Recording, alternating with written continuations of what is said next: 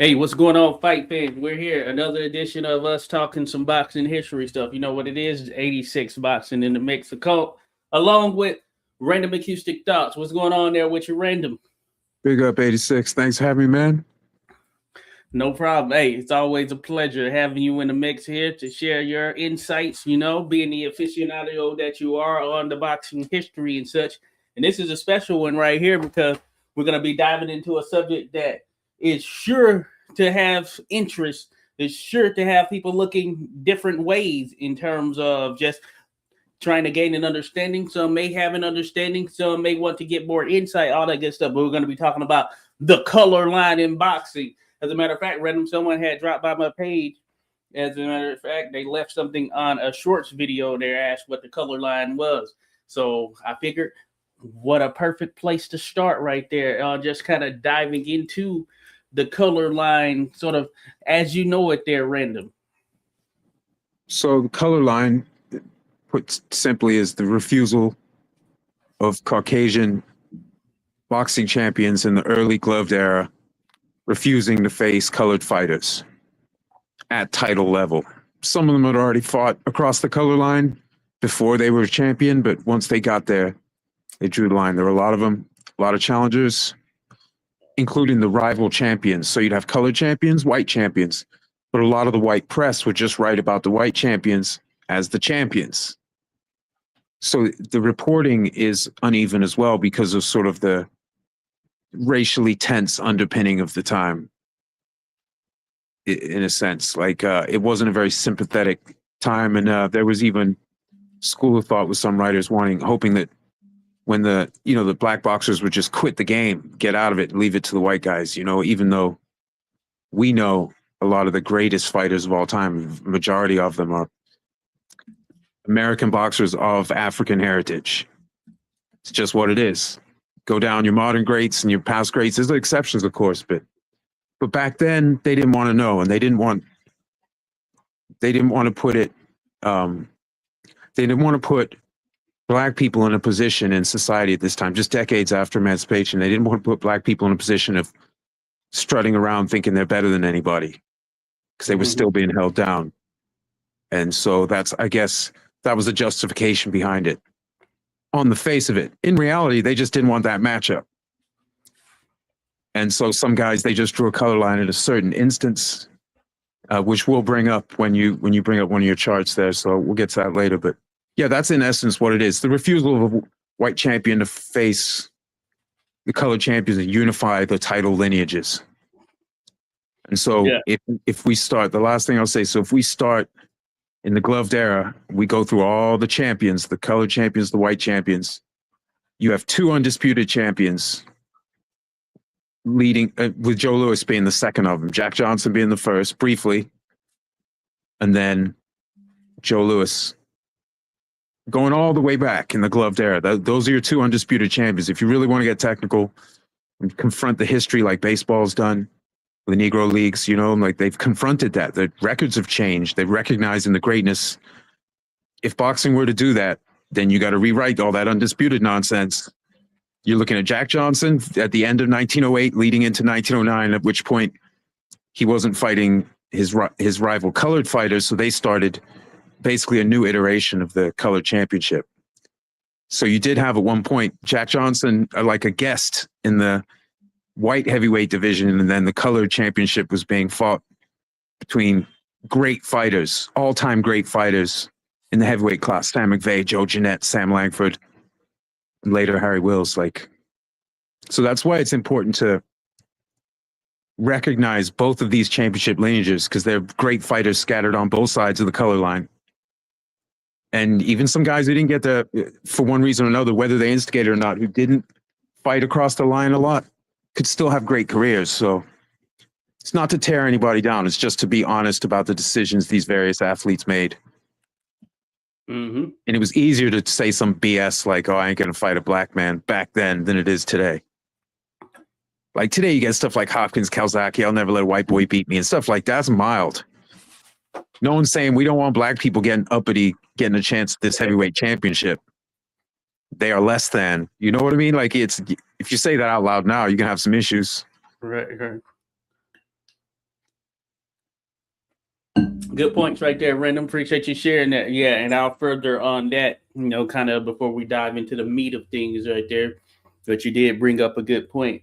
One of the things that I want to point out is in relation to sort of the substantiation of title reigns or what was deemed or who was deemed to be the champion, the person, or the anointed one. And of course, some fights were fought and all of that stuff. But I have to bring up the National Police Gazette because they played a major role there. If you look at any controversy surrounding John L. Sullivan in his designation as the first undisputed world heavyweight champion of the world is going to tie to that. But in general, his designation as the first world heavyweight champion, and this is something that has been brought up on the channel in previous iterations. There was a battle between Sullivan, the National Police Gazette, which was the leading paper of the time in terms of the leading media organization, I guess you could say, documenting anything associated with claims or recognition as this person being the man to beat the man, so to speak, or whatever it may be.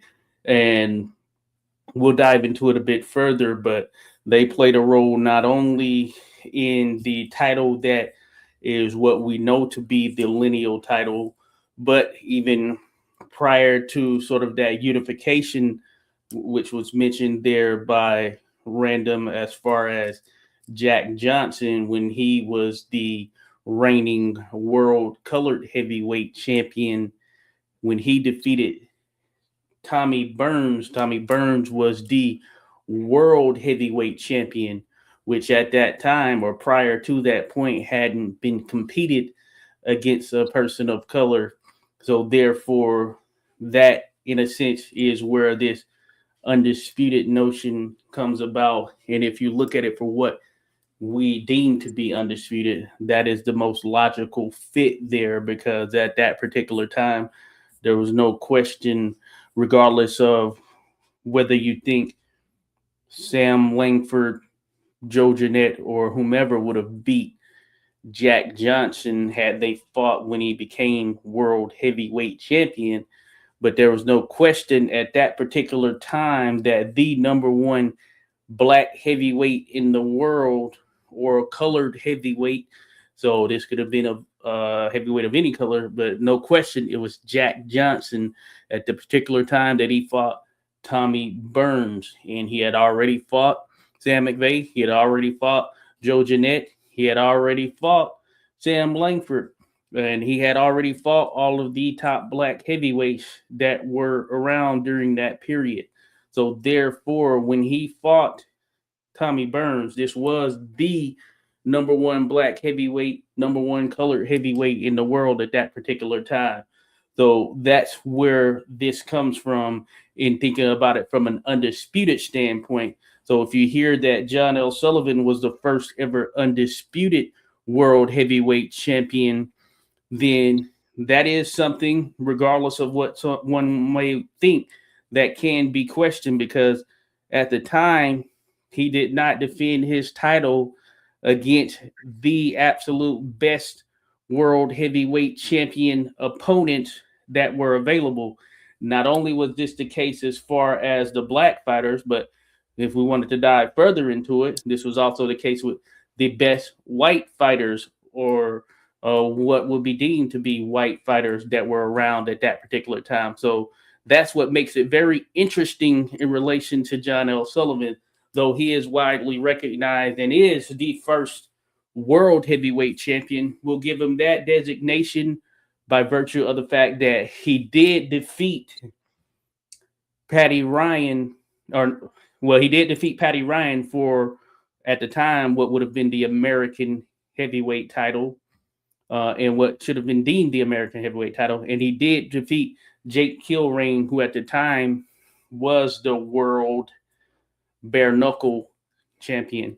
This Patty Ryan fight was bare knuckle as well, but they met on multiple occasions, just FYI. But that being said, this was in the bare knuckle world.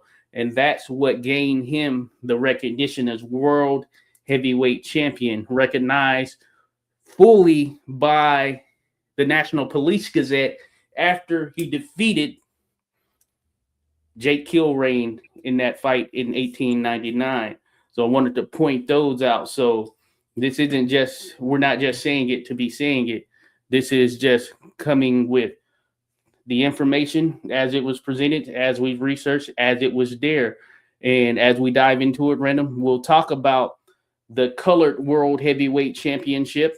We'll talk about the World Heavyweight Championship. We can even talk about the White Championship that was out there in a number of different weights. There was also a Black Championship that was out there in every weight. I say heavyweight because, of course, we know that's the marquee division. That's the main driver positions.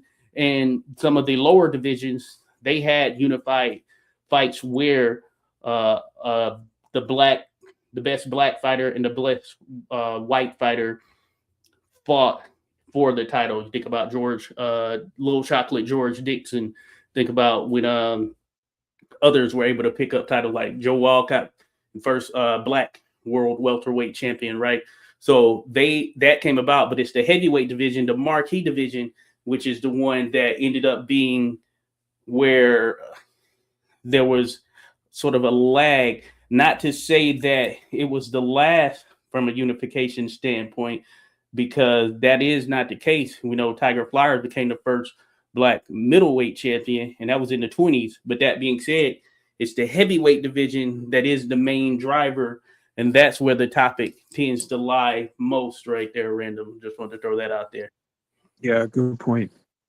Yeah, like I can probably explain what. So the heavyweight division is the marquee division, especially at this time. Now, the less activity of James J. Jeffries did increase the attention on the lower weights, especially like lightweight, featherweight started getting a ton of attention. But the heavyweight champion was the man, the absolute governor on planet Earth, right? As far as the boxing fraternity was concerned. So it meant more, meaning the racial dynamic as far as how it reflects on society and people's own male fragility was amplified by the stakes were higher at heavyweight. And so that's why you could have George Dixon. They broke barriers. They had good managers. They broke barriers. You have connected guys managing you can get stuff done, right? It's like Tom O'Rourke. He handled George Dixon and also Joe Walcott for a time. And then Al Hereford had Joe Gans. So like these guys were plugged in. You couldn't just get your opportunity, but they did manage to break those lines. But then with heavyweight specifically, it was difficult because there's a lot of money. It's theater appearances and things. So a heavyweight champion, like say, for instance, I don't know, James J. Corbett, you can only defend that title once in all those years that you have the title because you're touring the South, drawing the color line, of course, especially because he's touring the South. That's his bread and butter. Dixie loved him. And you've seen Josh in the newspapers in the build up to the super fight, Jeffries Johnson in 1910. You know, Corbett was super down on the colored fighter. Like he was not happy, man. He was, he had some issues there going on, but he also had a really loud voice.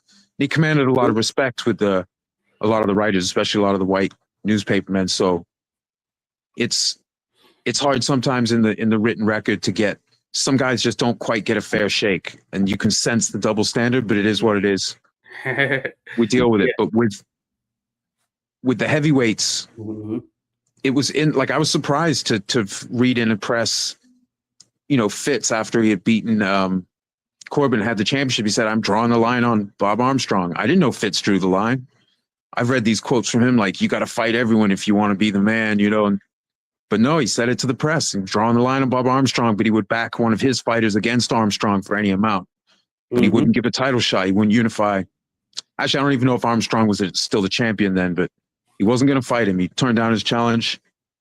When Jeffries beat Fitz, he did the same thing, drew the line. And it wasn't just the champions, right? So it wasn't just Denver Ed Martin and Jack Johnson calling out James J. Jeffries. It was Barbados Walcott, the welterweight champion, the little cannon, a little triangle of muscle, right, built along the most heroic of lines. He was challenging Jeffries. So was the ex-champion Denver Martin, even after he lost to Johnson in 1903, he was challenging Jeffries, turned him down. Sam McVeigh, the Oxnard Cyclone, red hot prospects. By 1903, he was challenging Johnson for the colored championship, and even after he lost the first fight, he was calling out Jeffries for a fight. So in 1905, he hadn't fought since 04, but in 1905, Jeffries retired, officially undefeated. Mm-hmm. The only mar in his record was like an exhibition where his last opponent before that retirement knocked him down, supposedly. It got the best of him in 4 rounds. But officially, as a professional fights decision, he's undefeated, citing a lack of credible challengers. But of course, he's drawing the line on a lot of really good fighters to, like in 1905, you have Joe Jeanette, you have Sam McVeigh, you have Jack Johnson, other guys still floating around. You got some good fighters in there and he's saying there's no one to fight. So we should acknowledge that there's some secondhand embarrassment reading back, like the excuses, but some of the newspaper men at the time weren't that sympathetic. Some of them wanted to see the top fights. They didn't care about all the other noise. They wanted sports. They wanted the best to fight the best. So, and that was true even amongst, like, say, where Johnson was trying to imply at times during his white title reign. Ironically, he didn't want to fight Langford because there wasn't enough money in it. But it was like a huge money fight. It was like a top 3 or 4 matchup anywhere in the sport that could be made for years in a row. It was just a top. It'd be like people trying to say like Spence Crawford or something when the tension was there, or Pacquiao Mayweather, and it doesn't matter. Like, don't say that. It's huge. It's one of the biggest things that could be booked. Yeah, so but that was even between black fighters. So Johnson didn't officially draw the color line, but he didn't accept the challenge. He paid lip service sometimes. So I don't consider that the same as the color line. And he did actually fight battling Jim Johnson later in his reign for the title. So they fought to a draw. And but so Jim Johnson had fought like the championship of Europe, but he lost or drew at best most of his fights against the top fighters. Good fighter, but not elite. Just below that. Competitive. I wanted to jump in there because that's a good point you bring up right there. And that's one thing I want to touch on as well, just from a broader standpoint in terms of Johnson and him. He did fight, of course, battling Jim Johnson, but he knew that wasn't going to be his stiffest test in terms of taking on the top black fighters that were out there and available at that time. And just in general, from a broader perspective, when you think about the color line, there are multiple layers, I guess you can say, towards it, because you have the color line when a fighter just didn't fight any fighter of color, or it didn't fight a black fighter in general, which is the case when you think about John L. Sullivan and his him coming up through the sport. Then you have the case where you mentioned random there in terms of where you had some fighters, they did cross the color line. There was no color line except for when the title was on the line. And therefore, that's when they then chose to be like, oh, yeah, no, I'm not going to defend it against this black fighter, though they had been in the ring with and fought multiple black fighters. So you mentioned Jim Corbett. Of course, he's one who he actually fought the man considered to be the best heavyweight at that particular time that was non-white in Peter Jackson. So they actually fought. In the case of John L. Sullivan, yeah, he didn't fight any black fighters there, though there was a point in which he was going to fight George Godfrey, which we'll touch on. But real quick there, Red, I want to shout out those that are in here. Shout out to Trey Titan, came through the mix. Appreciate you, Trey Titan. Shout out to Greek 1237, my man Joshua there. Appreciate you there, Greek, for dropping by, showing some love. Shout out to Brendo H3V, who dropped by as well. Appreciate you there, Brendo, listening in to the conversation. This is my first time seeing you in the mix here, but I do appreciate you dropping by. Hey, hope you'll continue to join. Shout out to Technique 539 in the mix as well there. So I appreciate you. Real quick, a couple of comments. Trey Titan mentions Murderer's Row is legendary. No doubt about it there, Trey Titan. We'll have to do something on Black Murderers Row at some point. I haven't done a direct video on all of them. I've done something on some of them, but that would be a good one. And I wish we had more footage history on Charlie Burley, says Trey Titan. No doubt about it. One of my favorites there, and someone that I show visually to maybe some younger fight fans or whomever who aren't familiar with guys who were able to apply a trade in such fascinating fashion back in the day there. Charlie Burley, one of those individuals. Brendo mentions following the lineage of Black Heavyweight Championship in the early 1900s is so interesting. So many great fights. Yes, indeed. Yes, indeed. There are so many there, Brendo. Appreciate you dropping by once again, as noted. And then the man Josh said the color line was mostly a heavyweight only thing. Indeed, there for sure. That's where it really had its loudest voice. And Joshua, also, I wanted to know, all of the color line was broken way before Gann's Dixon era. No doubt about it. And real quick, in that regard, so if you look at it, certainly, and someone had brought up London Pride. Oh, yeah, Joshua, you had brought up bare knuckle London Pride ring rules and all this stuff. If you look at those days, so the color line was certainly broken before that. When you talk about sort of the bare knuckle or London prize ring rules world, you had guys like Daniel Mendoza. This was a guy who was, I guess, what they would deem Hispanic in terms of heritage. But Daniel Mendoza, he was one of those guys that was out there. But he was British, I believe. You had Tom Molyneux, or I think it was Tom Molyneux. He took on Cobb. I can't think of Cobb's first name right now. Crib. Was it Crib? Crib. Yeah, Crib. Sorry. Yeah, thanks, Random. Yeah, Crib. Tom Crib. They actually fought, and this was what was considered to be the two best heavyweights, I guess you can say, in the world at that particular time. So you've had these crossover fights that have happened. So this is something that kind of, I guess, took shape once again in the world of boxing with the Marquess of Queensberry gloves rules. And I think a lot of it was stewarded because of the reign of John L. Sullivan, and he opted not to fight any black fighters. So that certainly factored in there. You mentioned that, Joshua. Yeah, thanks for sharing there. And Random, you mentioned. So I wanted to point those pieces out there as well, Random. So this certainly took more shape and form, and certainly got out there more from a media perspective as we started to advance even more. When you think about it from a boxing Marquess of Queensberry rules standpoint, there in the heavyweight division, certainly they're starting under John L. Sullivan. Yeah, and like people, just like today, what people say when they're trying to win a championship and what they do once they have it can change, right? Not all the athletes are like entirely consistent before and after. So that happened too, in the run up to after Jeffrey's retirement. And then, so the Kentucky Wonder Marvin Hart, who was like a middleweight turned light heavyweight turned heavyweight, he fought Jack Root of Chicago.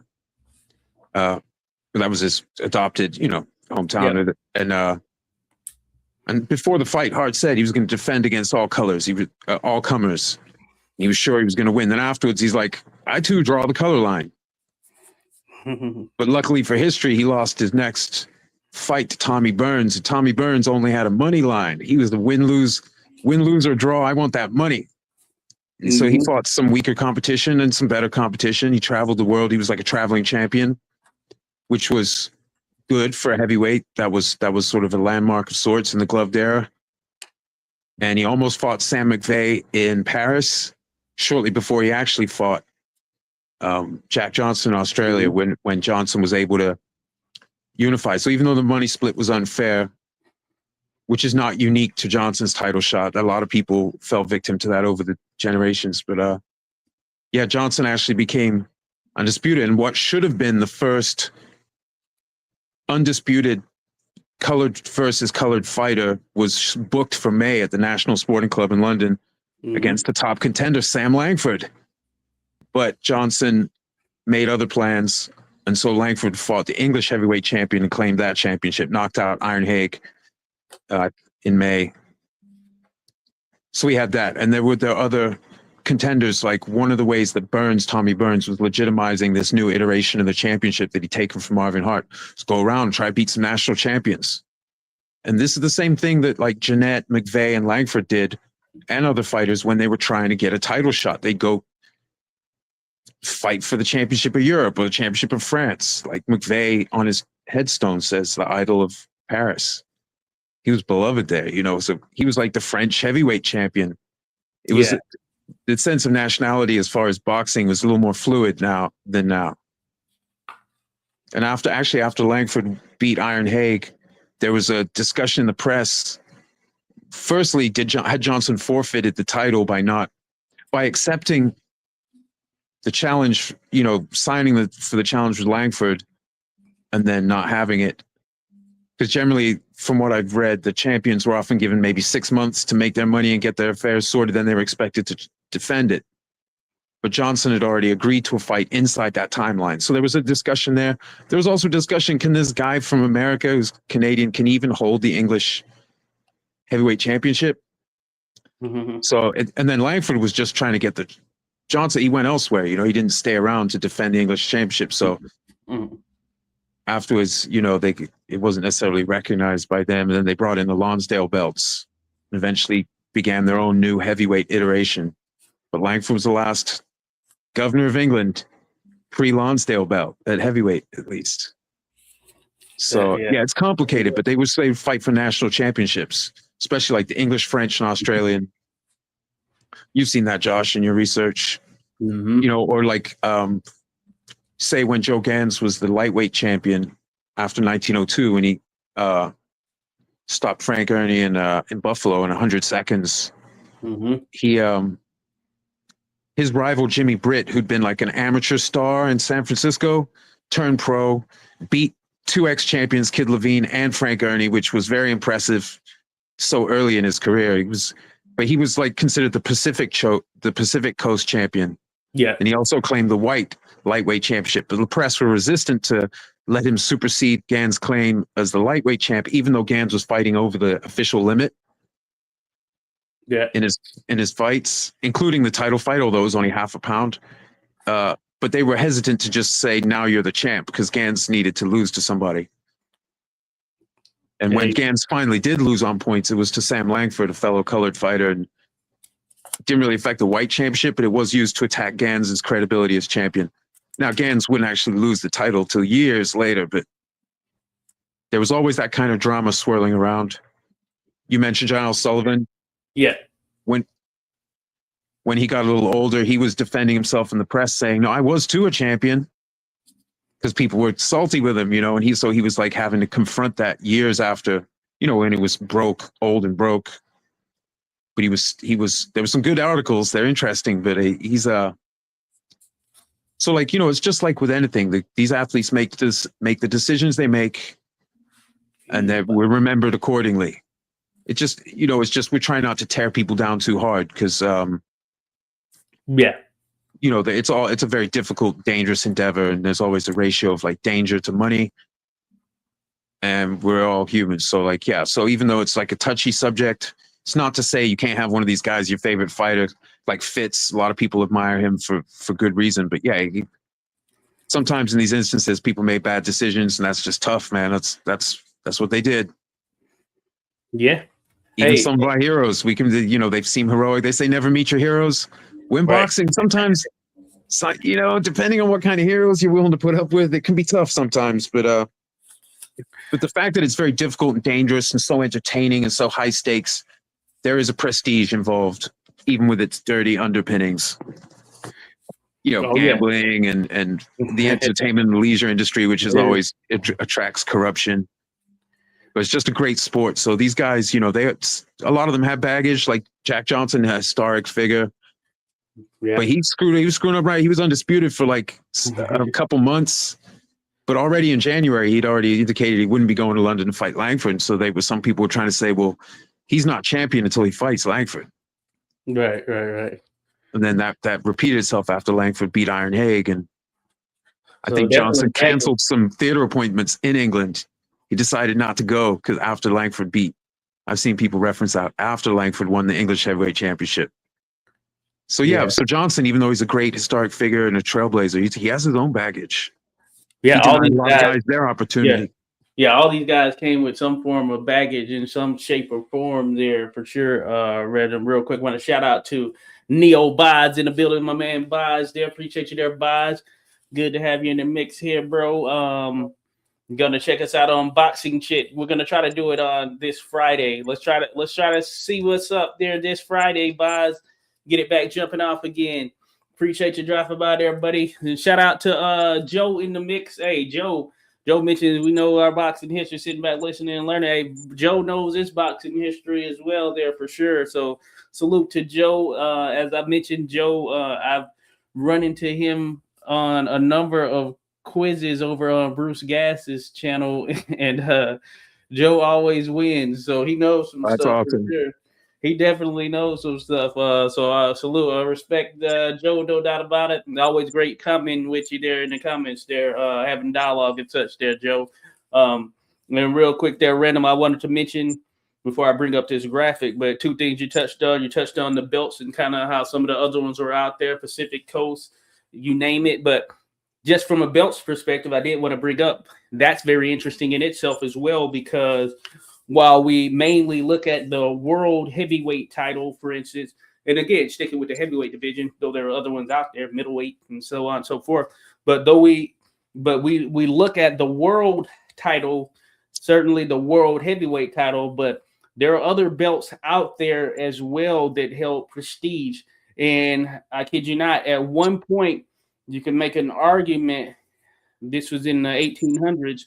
I would say probably the late 1800s. You can make an argument at one point that the Australian heavyweight title, from a competition standpoint, held more value, even leading into the 1900s. So I will say it's not just the late 1800s, but even leading to the 1900s, because you had people that were fighting in Australia, heavyweights like Langford, McVeigh, all that, but it held just as much value, and probably even more so from a competition standpoint, than the world heavyweight title, because you had some of the absolute best heavyweights in the world that were present at that particular time, that were coming from fighting out of Australia, or if not Australia, right around Australia, in terms of New Zealand, Tasmania, this type of stuff right there. So you had the Australian Exactly. Heavyweight Championship that was out there. New Zealand, Tasmania even had their own championship. But I did want to mention that, because that is worth noting, that, yeah, there are certain iterations in history where even the main title was not conclusively, or the holder of the main title was not conclusively the best fighter per se, Yeah, because there's politics, and you go back to Sullivan, that's sort of winner take all. You got to come up with this huge amount of money, and it's winner take all and stuff. Not necessarily pricing yourself out of the market, but certainly limiting how many people can even think about getting their shot. That did change, but it was tough. The money made it tough, and Fitz was all about the money. Lots of exhibitions. Corbett loved his money. Did not love making title defenses, but he how's the chick? In with the David. Hey, look at you. Hey, Jared Hurd might have got it from me there, boss. You never know. But I think But I hey, think like he had it separated though. so. Let me ask you, Josh, because you know that era a little better than me. So Larry Holmes, when he was the champion, there was another championship floating around, right? But he was considered the best. Was it Oh, during Holmes' reign? maybe there were two of them out there. Actually, I don't know that era as much as some others, like Joe and Boz. Oh yeah, Even, shout us out, guys, in the Joe and Buzz and people, and also shout out to anyone who's in my chat. I can't see it from this screen, so sorry, yeah. folks. Oh yeah, you are connected. So yeah, I can't say with certainty, but I think there might have been another belt out there. Because what was that? Like, there were two belts at that particular time, if I'm not mistaken, or I'm trying to remember when we got to that three belt era.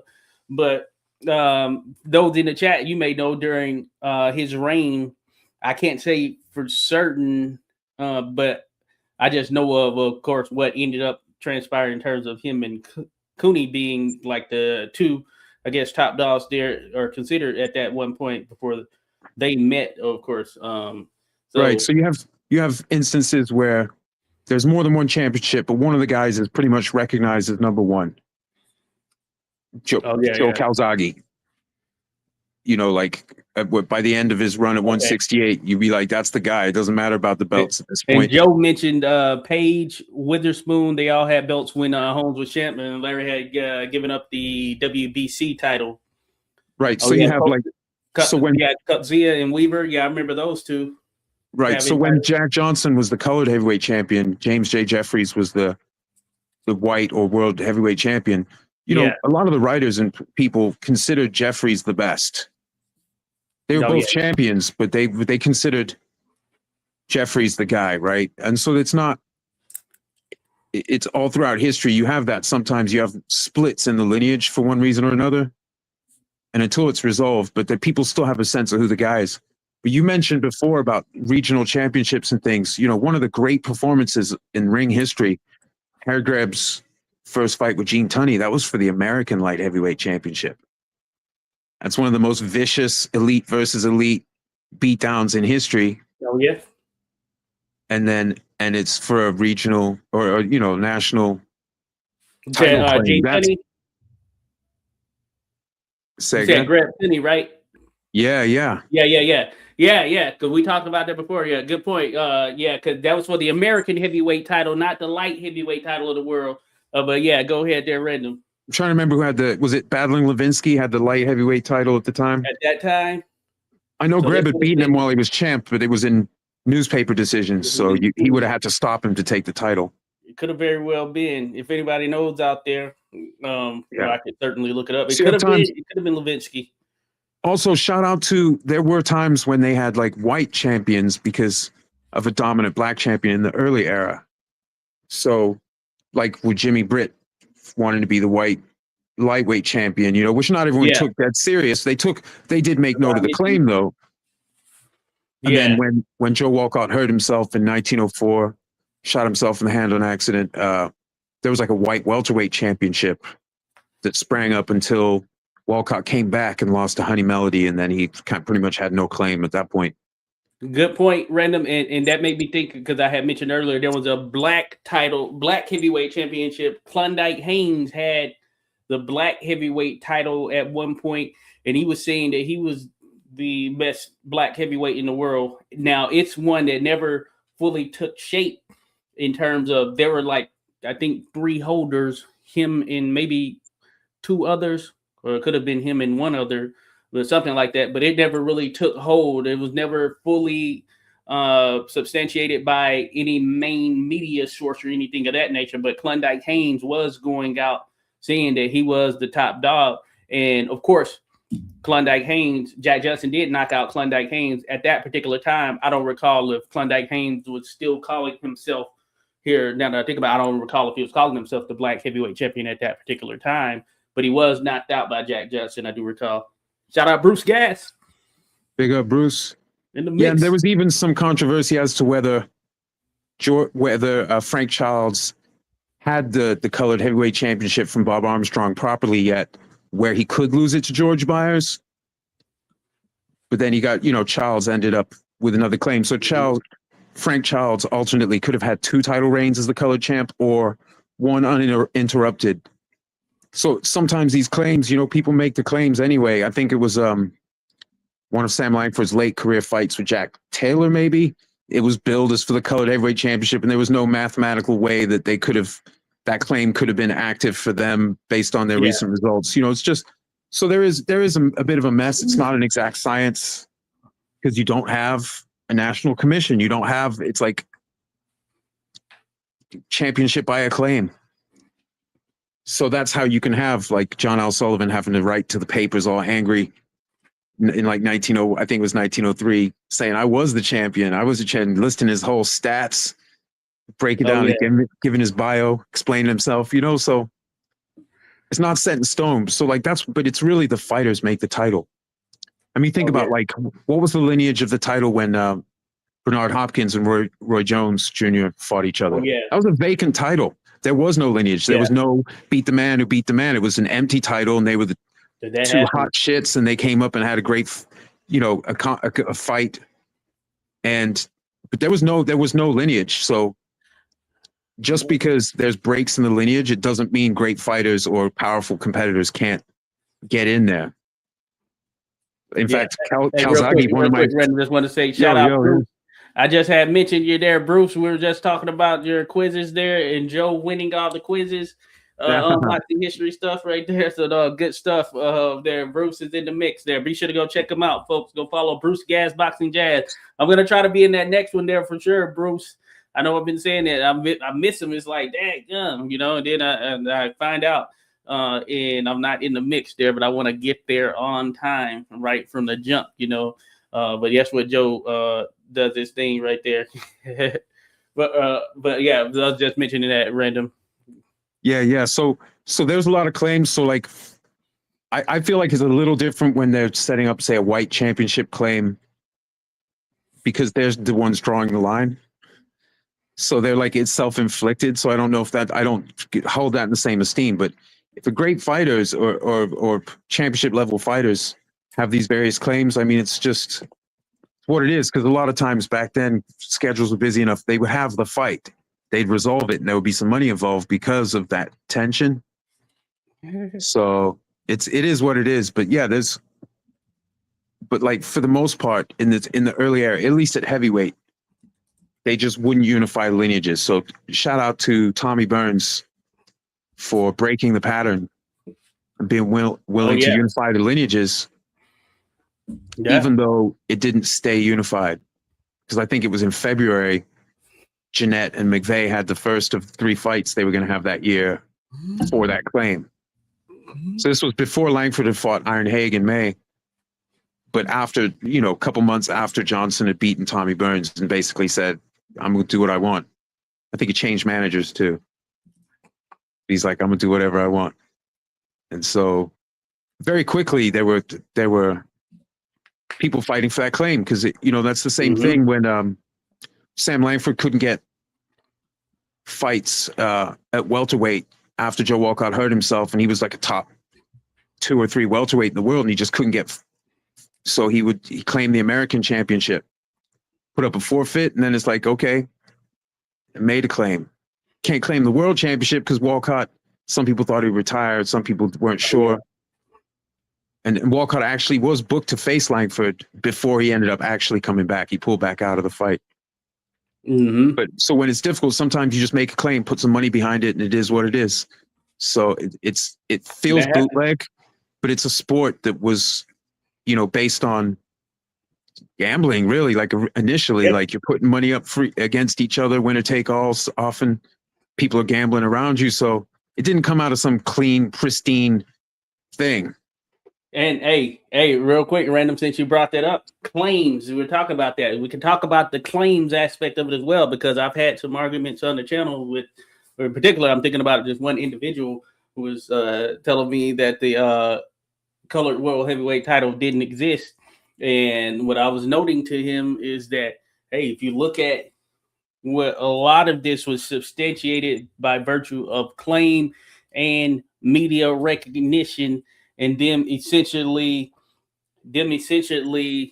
tying their credibility, their recognition, their reach to a particular person and this person's claim as it related to a particular title. So that's a good point when you brought up claim, and I'm gonna bring this up, random this banner, because we hadn't touched on this as of yet. But these are some of the what if fights that Rendon and I were looking at. But I want to start with John L. Sullivan versus Peter Jackson. And of course, the majority of these are heavyweights, what ifs, but John L. Sullivan versus Peter Jackson, George Godfrey, C.C. Smith. And I want to touch on this because I think it's important, and it ties to the overall claim aspect of things there, random, when you look at this. And I'll just dive into it real quick. So John L. Sullivan, what I was mentioning, of course, the color line, him not fighting particular fighters. Now, I have a video on the channel. John L. Sullivan in 1894 or 5, it might have been, or just it might have been 1893 actually. He fought Herbert Slade. Herbert Slade is of Maori descent. He's from New Zealand. You know what I'm saying? So in some sense, you could say that was crossing the color line to a degree. But Herbert Slade, he passed as white. He was this big guy who was trained under Jim Mace. Now Slade, when he came over here, he was out of shape, and realistically, yeah, he wasn't in condition to put up an effort that would have been actually feasible for him actually doing anything from a title standpoint. But I just wanted to throw that out there. Now, as it relates to John L. Sullivan, and I was discussing this with you random, I have a video on the channel, and it's asked, did John L. Sullivan take on the true greats or the true heavyweight competition? Now, this is an examination of things. This is not me going at John L. Sullivan, bashing him or whatever in the video. In the video, you look at the video, and it'll give you the insight on itself of the individuals that John L. Sullivan did not face during his title reign that would have added credibility to how good he was, how effective he was, and overall his greatness as a world heavyweight champion, right? Because that's what he was recognized as.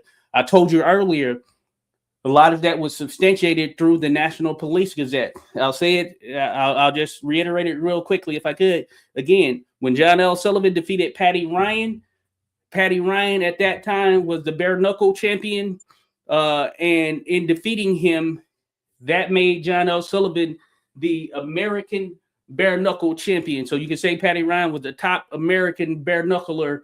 Now there's some who recognized it as the bare knuckle championship of the world. So you will see reports and things of that nature out there.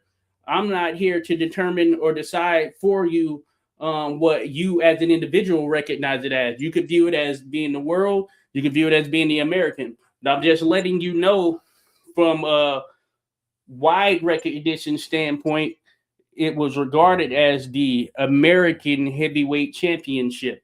Now, the National Police Gazette did not recognize John L. Sullivan as the world heavyweight championship.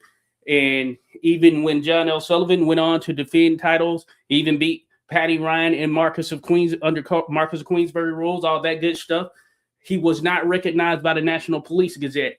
Now, when Sullivan was on his rise, there was a fighter by the name of C.C. Smith, Charles A.C. Smith.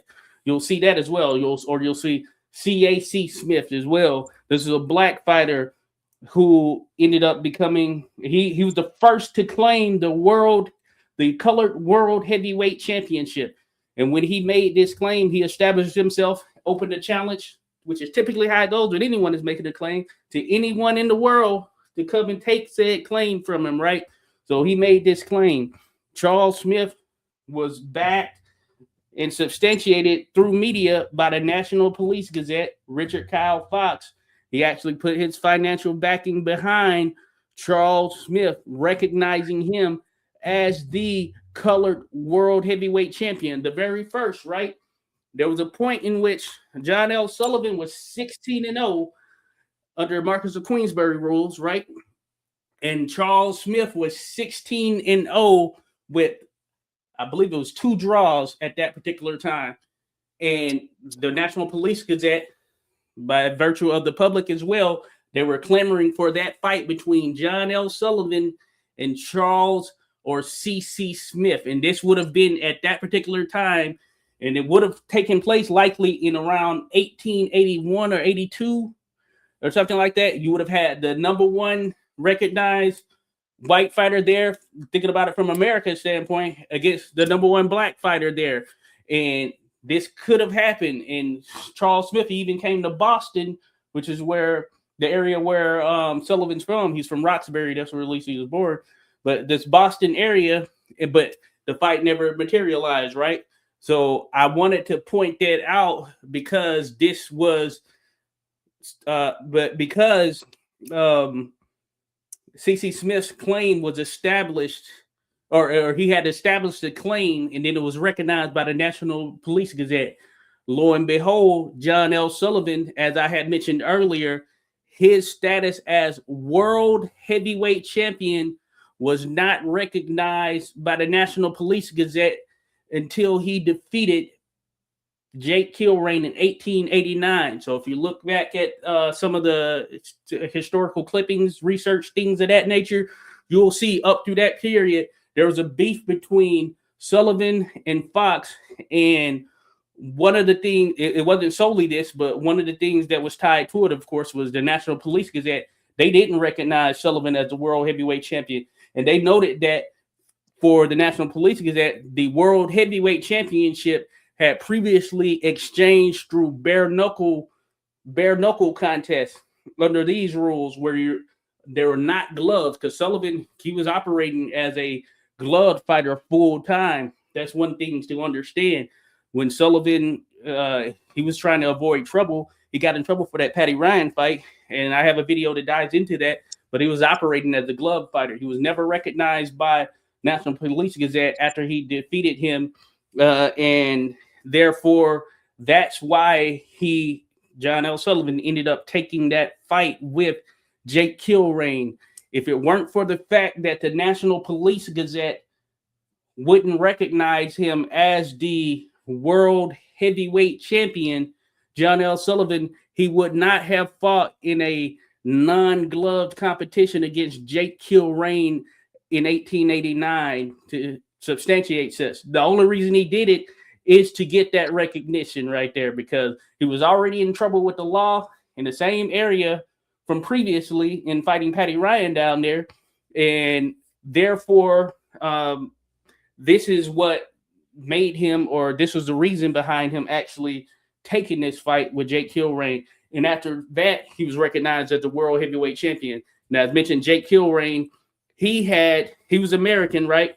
But he had defeated Jim Smith, who was a British fighter, and that was considered to be the world bare knuckle championship, heavyweight championship fight right there. So Kilrain came into the fight with he came into the fight with the belt, or he came into the fight being recognized as the world heavyweight championship in the bare knuckle world, or whatever it may be, somewhere in there.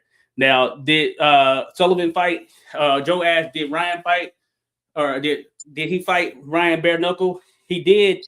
He did fight Ryan bare knuckle. They fought multiple times. I can't remember the exact amount, but they fought both bare knuckle and they fought in gloved competition.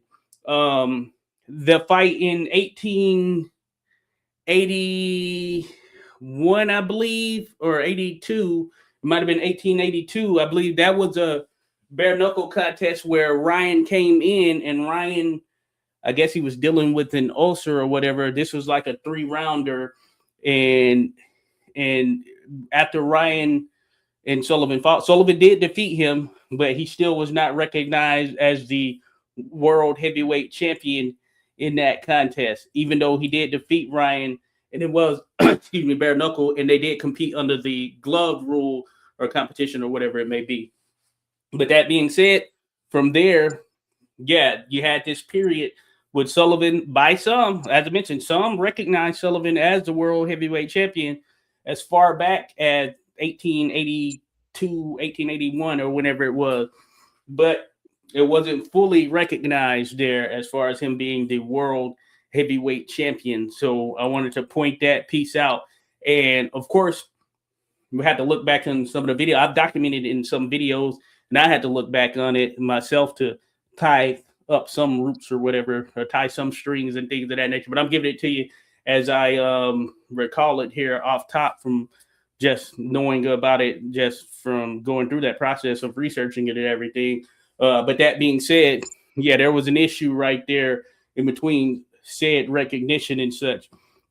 And it had something to do with that particular period when Sullivan fought Ryan. And as you noted there, your question there, they did fight both gloved and bare knuckle, Joe. I will note they did fight. So their particular surrounding it and everything. But that, I guess it could be its own story in a sense, and maybe that should happen. Maybe I should talk about that. But I just want to throw that out there. So John L. Sullivan, and when we're talking about the color line, big picture, that opportunity there for him to take on CC Smith, that was one of the key factors in that was also one of the key factors in him not being back as the world heavyweight champion, right? So wanted to throw that one out there. And if you saw the actual or looking at the actual banner, then you have George Godfrey and Peter Jackson. Just wanted to throw them out there from a John L. Sullivan perspective. Now, George Godfrey, he was essentially of the era of Sullivan in a similar capacity to CC Smith. And in the case of Sullivan and George Godfrey, Sullivan and Godfrey were at one point in the ring, stripped to their trousers, ready to go, because it was one of those situations where Sullivan, he would tour across the country, or he'd be in different areas, primarily operating out of the Boston area. Then he had points where he'd operate out of the Madison Square Garden. But basically, he issued an open challenge, like anyone step in the ring will fight. But it just so happened to be on one of these particular instances, George Godfrey was there. They ended up in the ring, stripped to their trousers, as is documented, and then the police came in and stopped the fight. Now, we read some of what was presented there. Some say, or some feel that, hey, that was probably happily accepted there by John L. Sullivan in some sense. Now I've shared different things on the channel. That would have been an instance where Sullivan would have been taking on the best black heavyweight at that particular time, in this particular instance, and George Godfrey, who was a colored world heavyweight champion, I believe, at that particular time. Now, it didn't happen, right? And I don't know that George Godfrey would have defeated him. I don't know that CC Smith would have defeated him, actually. It could have been very well. If you look at it from a size perspective, I think that George Godfrey, he was smaller than Sullivan just from an overall size mass standpoint, but he was in top shape and he could go the distance. But Sullivan could too, especially when he was on his game. So, but that being said, I do think that it would have been tough for Godfrey to get that victory over Sullivan. I don't know what would have happened. But I think I've said in the past, I might have leaned a little bit towards Sullivan because he was going to be the bigger, stockier guy as far as throwing those punches offensively. And Godfrey, he could take a hell of a punch by virtue of him taking on Peter Jackson. And I think that showed such. But that being said, I don't know that Godfrey would have beat John L. Sullivan. Same with CC Smith. Now, CC Smith, size-wise, matched up pretty much nearly identical to John L. Sullivan when you think about Pete John L. Sullivan. And that would have been an interesting one right there. I don't know if CC Smith would have won. I don't know if Sullivan would have won. It would have been interesting. I had to think about it a bit further. Both of them had the ability to win, I would say. And what I was mentioning, both of them were 16-0 or whatever. For Sullivan, all of his were via knockout. For CC Smith, all but two were, I believe, via knockout or something like that in his victories. All but two of his victories are via knockout. So he was, 16 victories, 14 knockouts, 16 knockouts for John L. Sullivan, right? So that would have made it interesting right there. And then I'll just mention, Jackson, Peter Jackson, because at the time, Peter Jackson was considered to be, by some, you could argue even many, the top heavyweight in the world at a particular period where he and Sullivan crossed over while Sullivan was the champion, especially after Sullivan had defeated Jake Kilrain. So if you look at 1892 when Sullivan lost to Corbett, Peter Jackson, by many, he was regarded as the best heavyweight period in the world at that time. And if you look at his resume, or you look on BoxRec or Cyber Boxing Zone or whatever, he had the Australian title, he had the British Commonwealth title, and he had some other titles that he had in the mix as well. He had beat the Irish giant Peter Jackson to pick up the Commonwealth title. He did it in Ireland. He had won the Commonwealth title, or it was some title, and the Commonwealth title. He fought in Britain, just throughout Britain, and knocked off all of the top British heavyweights. He had already beat the top Australian heavyweights. He beat Irish Giants Peter Marr, as mentioned. Excuse me. And he was here in the U.S. specifically to fight John L. Sullivan, and it did not happen. I explained this in a video. I'll try to share the link to the video there. And that's one that does get away from him. Or I would say out of all of them, this is probably the most damning one, because if you research Peter Jackson at that particular period with John L. Sullivan, there was no question that there were media people out there in the famous newspapers and all that stuff asking for that fight specifically. And Sullivan refused to fight him. Now, as Random Acoustic Thoughts had mentioned earlier on, there was a John L. Sullivan was quoted later in life saying that the one time that it was brought to him the issue of fighting Peter Marr, that he said he would do it if they would fight in the cellar or basement of some place so no people would be around, and that he offered him the opportunity to fight in this place or whatever, and that Peter didn't take it or whatnot. And for some, you could say, oh man, look, he had an opportunity, he didn't take it. This would have been just like them, nobody there to witness it, I guess, except for their handlers and stuff. On the other hand, you can look at it like, why would Peter Jackson take that fight when he's really trying to fight the guy who's considered to be the best heavyweight in the world at the time, outside of himself, with the title on the line, and what would have been a unification fight? And should the victor not gain any, or what is it saying, to the victor no spoils, or something like that? I forget the exact saying right there, but big picture, what I'm trying to say is, why would he take sort of this backroom deal just to appease John L. Sullivan when he had already knocked off all of the top heavyweights in the world outside of John L. Sullivan? He fought Jim Corbett, as I mentioned. Corbett came up, and that was a 61 round draw. There are different reportings as far as you've had some had it a draw. So you have some saying, Jackson got the better of it. You have some saying Corbett got the better of it. There were some injuries involved and all of that stuff. But big picture, 61 rounds. Think about that, 61 round draw. Corbett, we know what Corbett did to John L. Sullivan, albeit this was not the peak version of John L. Sullivan. That being said, surely if John L. Sullivan would have been in the ring with Peter Jackson anywhere between 1890 and 1892, then he would have been knocked out. Similar capacity to what Corbett did. And we know Corbett wasn't necessarily a big guy, big puncher, but Peter Jackson, you're talking about 6'2", 200 plus pounds. And from all indications, explosive, one of the top boxers. There were some who considered him to be the top boxer in the sport, regardless of weight class.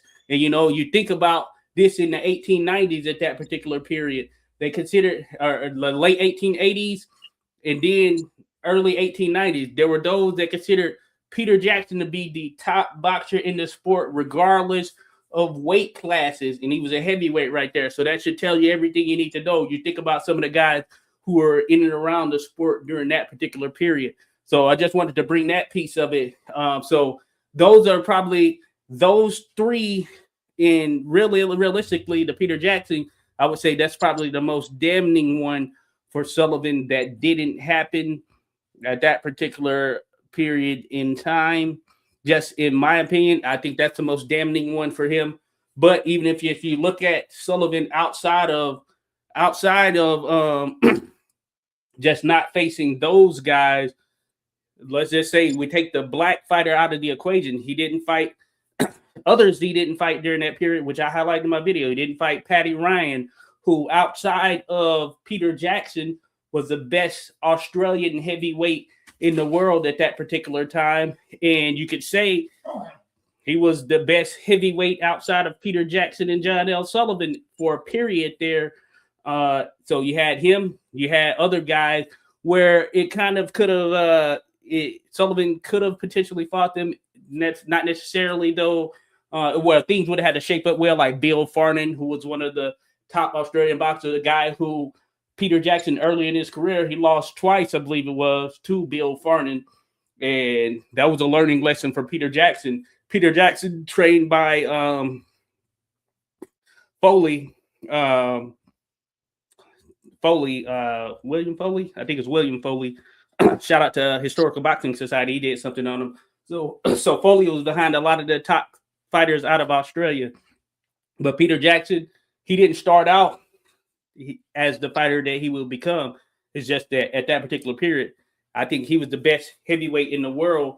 And there were many that recognized it, even media. And I can link specific articles and things to even show you such in the chatter and all of that around Sullivan fighting Jackson.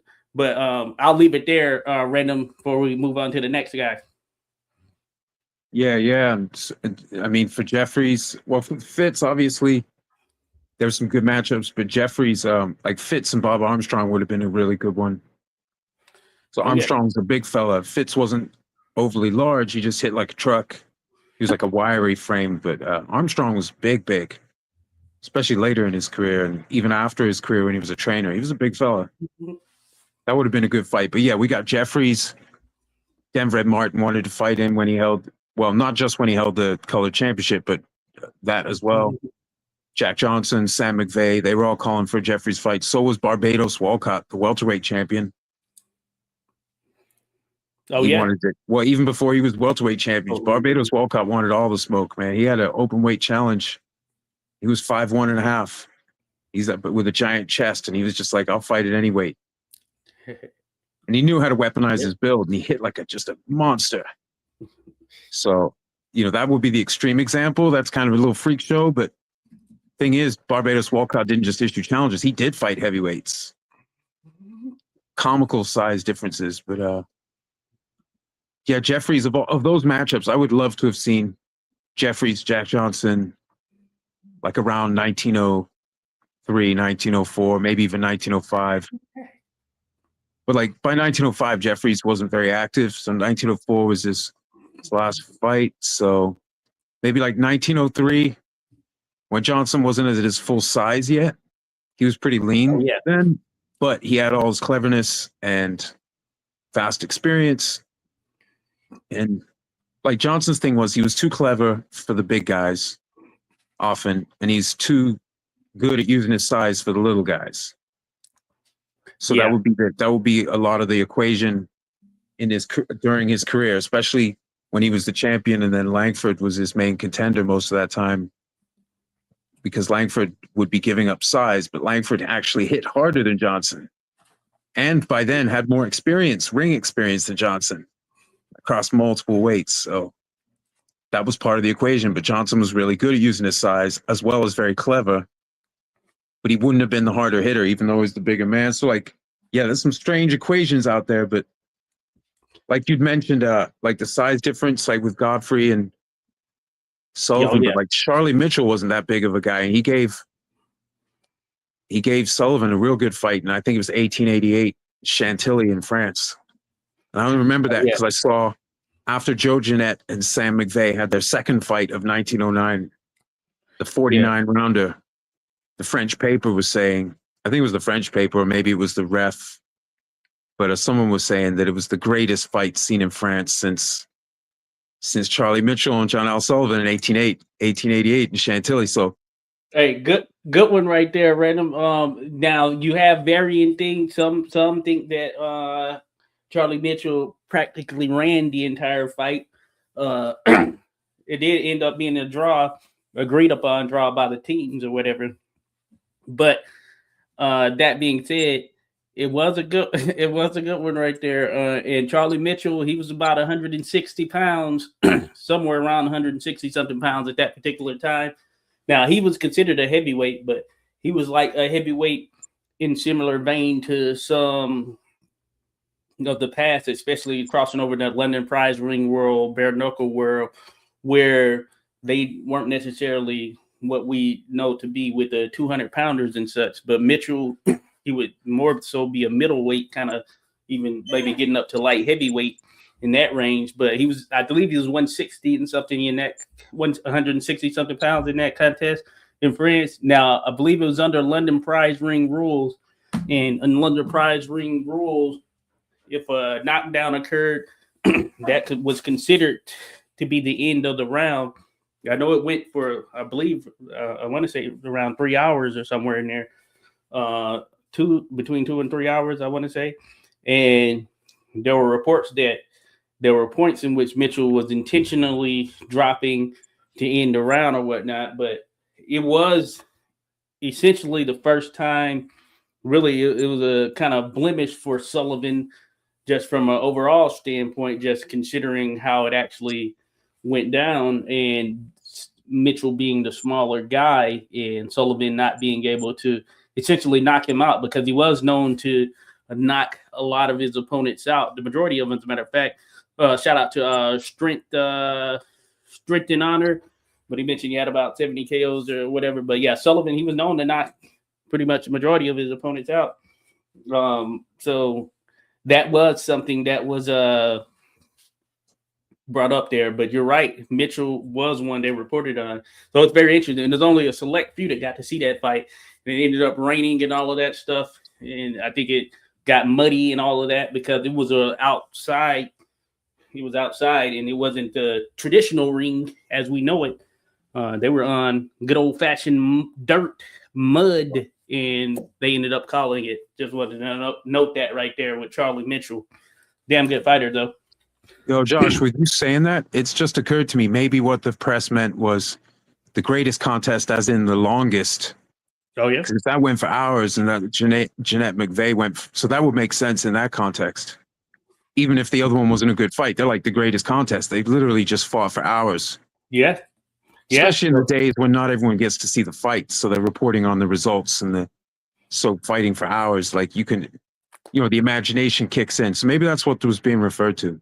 Yeah, probably. And we know that certainly Jeanette McVeigh, that was very different when that was a very, very brutal affair right there. And if you look at it from that standpoint, and I think we've talked about this, Random, in terms of the greatest fights in history. Like if you look at it in modern times, that one won't get mentioned. But if you were to just look back in history in general, and it's a tough thing to say, but man, you'd be hard pressed to find a greater fight than that, just knowing what we know about what transpired on that evening. Yeah, the counts vary, but they really went to battle in the extreme. And they had 3 fights that year, which is insane. That one after that one was like 2 weeks or something, right? McVeigh won the first fight, 20 rounder, and then Jeanette won the 49 rounder, and then I think they had a 30-round draw. And that was like 2 weeks later or something like that, or less than 2 weeks. I don't actually remember when it was, but they also had other fights that year. They didn't. That wasn't. They fought 99 rounds against each other, but they also had other fights. And folks, and I just want to say, random folks, I have the Sam McVeigh video on the channel where I dive into that, and I don't think I even do it enough justice, because if you go by the actual round by round, I only included some aspects of the round by round, but they have round by round accounts of this contest. It is absolutely one of the most brutal things you could read in terms of an actual boxing contest. Just think about being administered oxygen in between rounds, the amount of blood loss.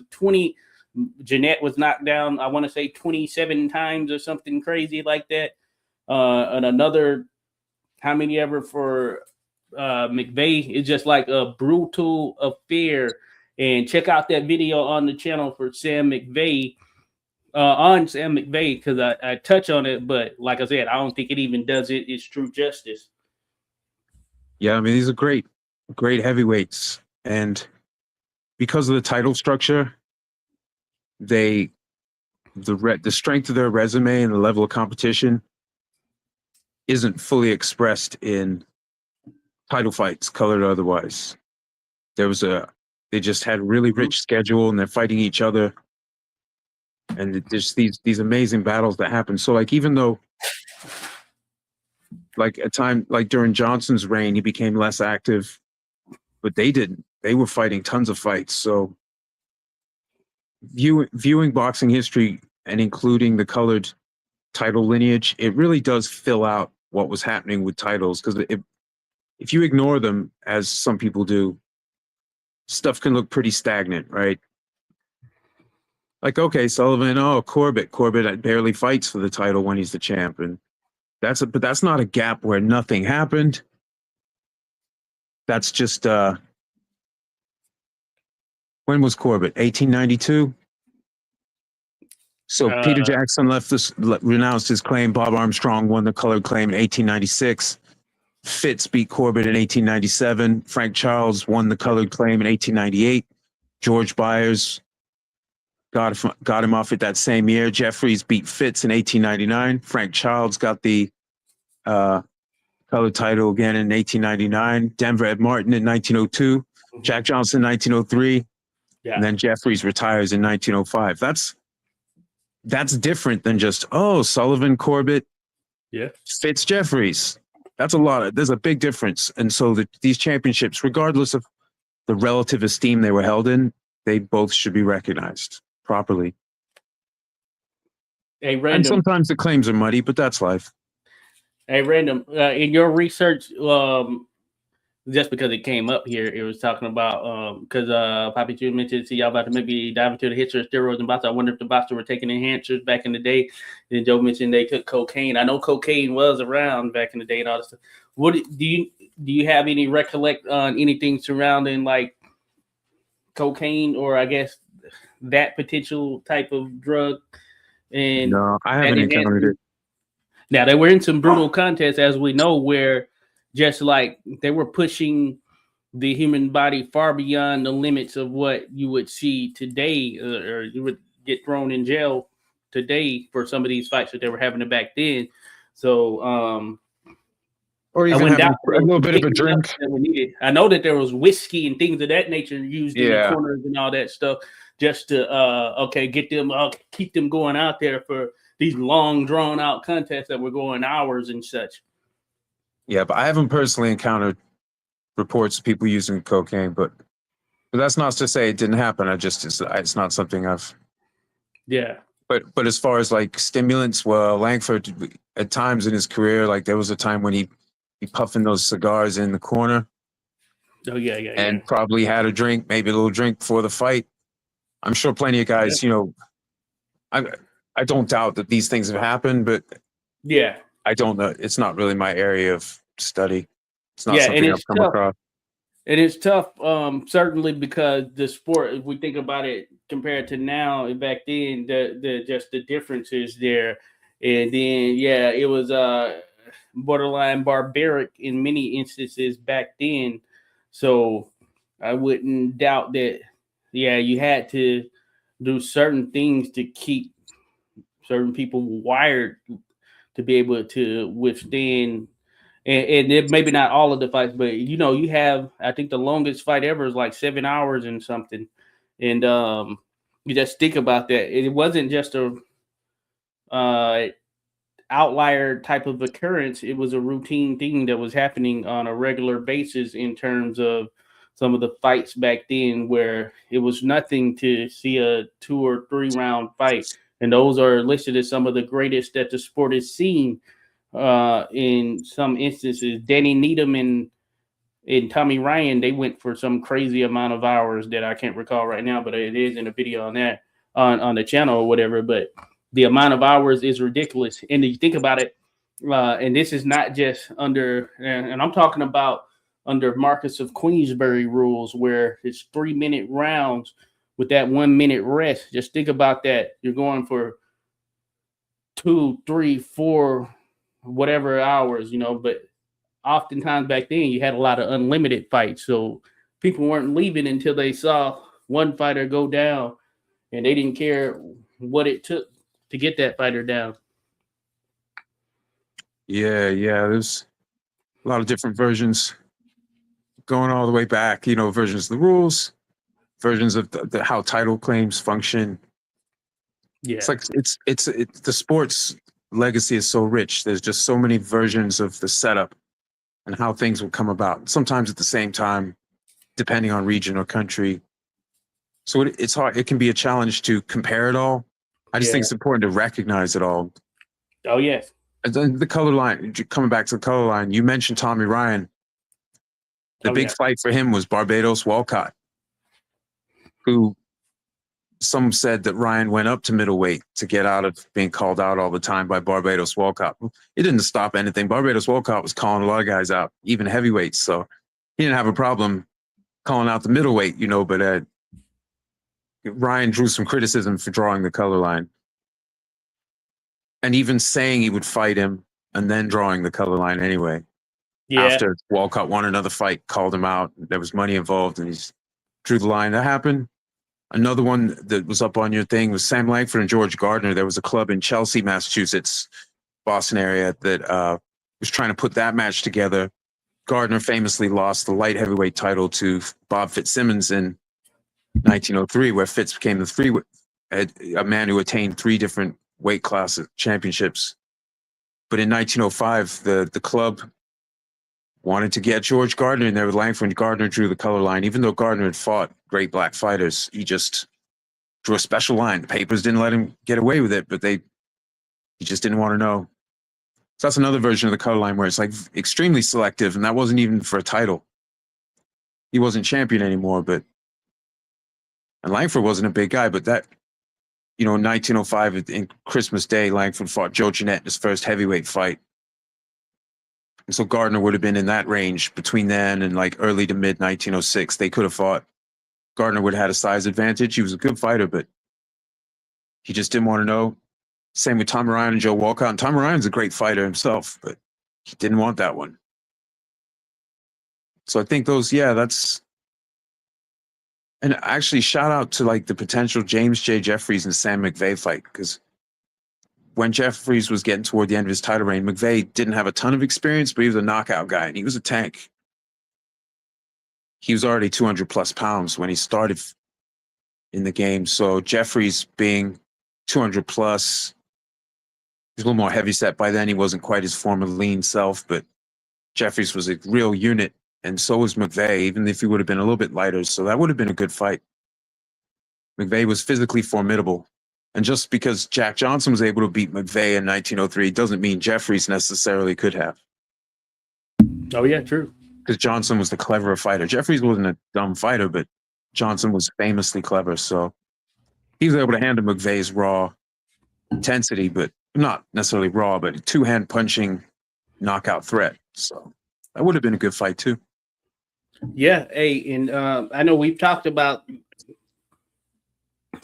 thoughts on sort of, so it's interesting, especially when you factor in the timing. So when you see Jeffries there, I'll remind you, people that are new to it at least. You see Jeffries there. Jeffries, he fought black fighters. With that being said, he drew the color line for the title. So when you see this right here, this is at the potential of them fighting for the world heavyweight title. And I've noted it previously. If you look at my Denver Ed Martin video on the channel, but at one point, Denver Ed Martin was the top black heavyweight. He was a colored world heavyweight champion, and he's an outstanding boxer just from a skill set standpoint, very clever. And of course, he was working with some of the other boxers in and around that era, at least. And Jeffries had noted that he would fight Denver Ed Martin, and he viewed Denver Ed Martin as the top guy out there for him to defend his title against. And it would have been the first fight between the colored world heavyweight champion and the world heavyweight champion. And then something changed over the course of that where he drew the color line.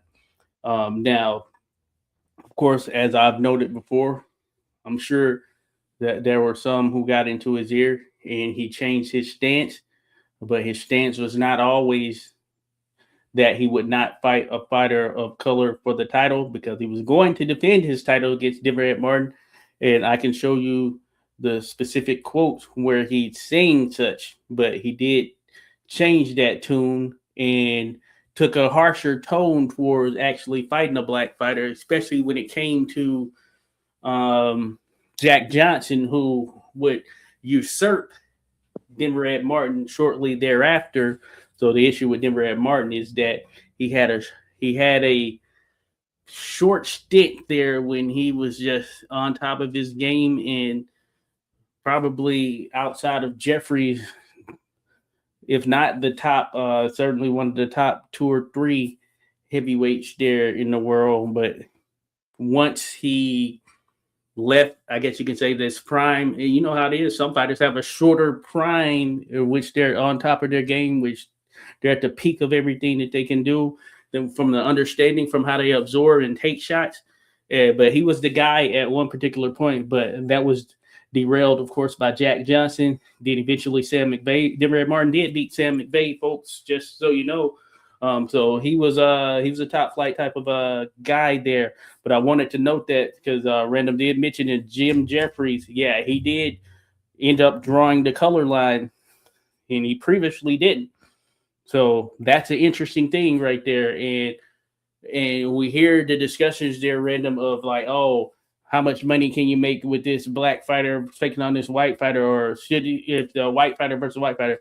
But there are countless articles and accounts where you can see that from a fan standpoint, the fans, these same individuals who would have been white individuals, you name it, they were asking for these fights where it would be the white heavyweight champion taking on the colored world heavyweight champion. You know, the fans were asking for it. We have accounts of that. We even have media personnel, journalists, whatever it is, that were asking and clamoring for the same thing. So that makes it interesting.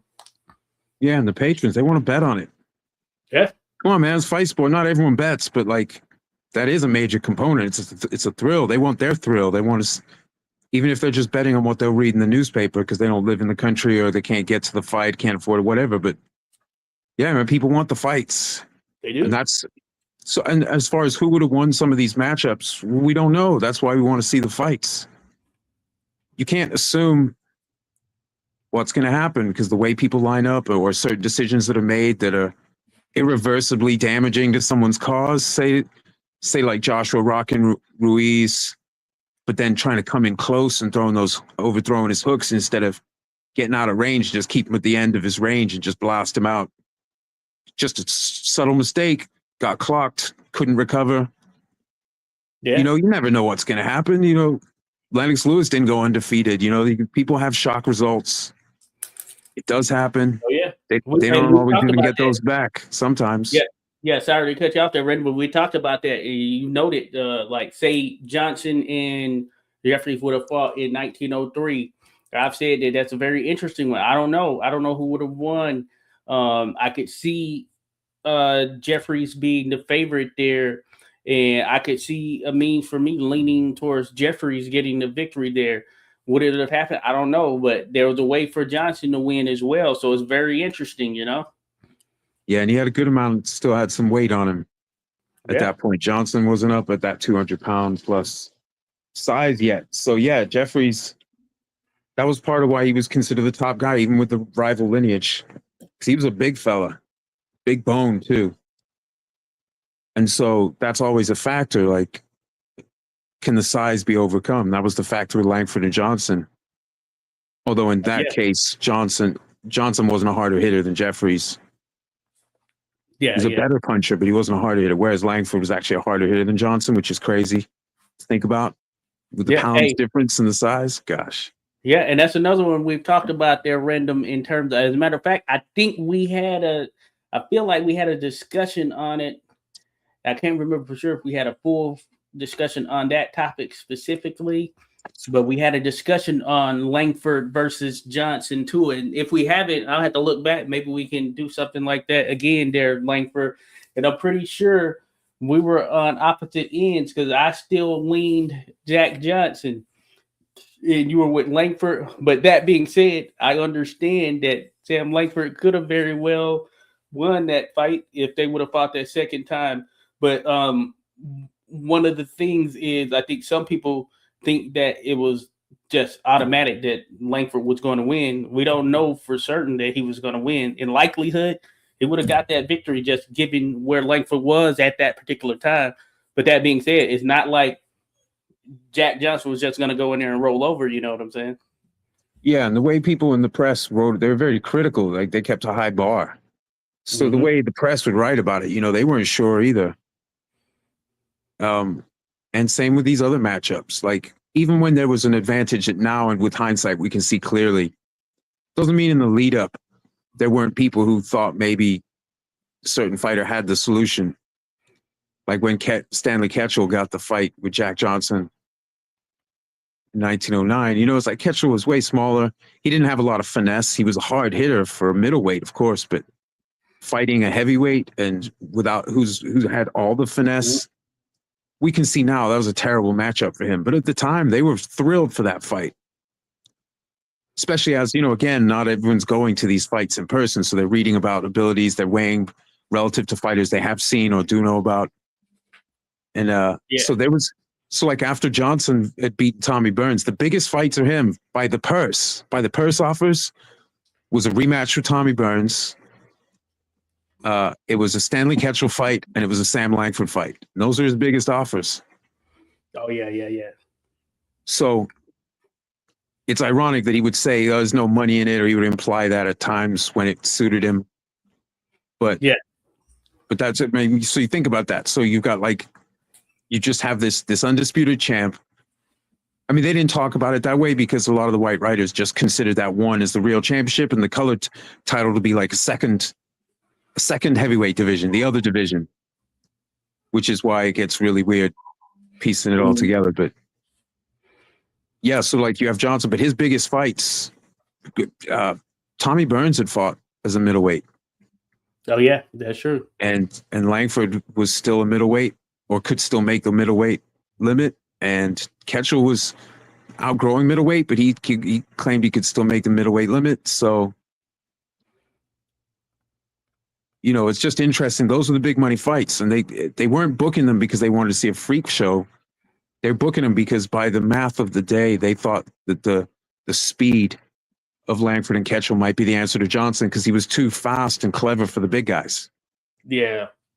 Now, Jeffries was a different subject because Jeffries wasn't a stupid guy either, and he was well-trained. Tommy Ryan and other great fighters really gave him a lot of pointers. He'd proven himself. And whole different animal to deal with that and sort of huge. Size and athleticism. Right, but in general, Johnson was too good for the big guys. So other guys who were on the larger side for the day, Al Kaufman, guys like that, he could handle these dudes easily. Fireman Jim Flynn was smaller than him, but he handled him with ease. Yeah. But the difference with the Langford matchup is that Langford had more experience than any of these guys. He'd also fought faster fighters than any of them had because he had started at lightweight.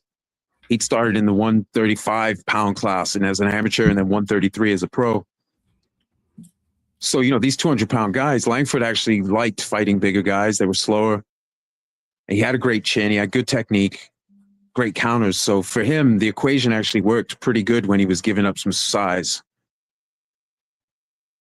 So what we think of as a disadvantage, certain fighters can turn around. Joe Walcott was really good at heavyweight, even though he was a tiny little guy. He was wasn't even 150. If he wasn't training down, he was the champ at 142. No, very few men wanted to fight him as welterweights. That's where they had, they have their white claims and things. Yeah. But they, because those are still big fights. You say, it's the white championship, and then it's two big names. People come, people buy the tickets, they bet on the fight. So it's like these claims. They're to some degree, just like today, they're of convenience. They don't have an inherent worth. Mm-hmm. They really don't. Even like we talk about lineal. By the time Jeffries came back, he'd been out of the ring. His last fight was what? Jack Monroe. The guy had gotten a little better of him as an amateur in 2004. And he came back in 1910, the middle of 1910. So yeah, now technically he's the lineal champ and he's fight Johnson. But he's a shell of his former self. Right. He got all fat and he had to lose a ton of weight.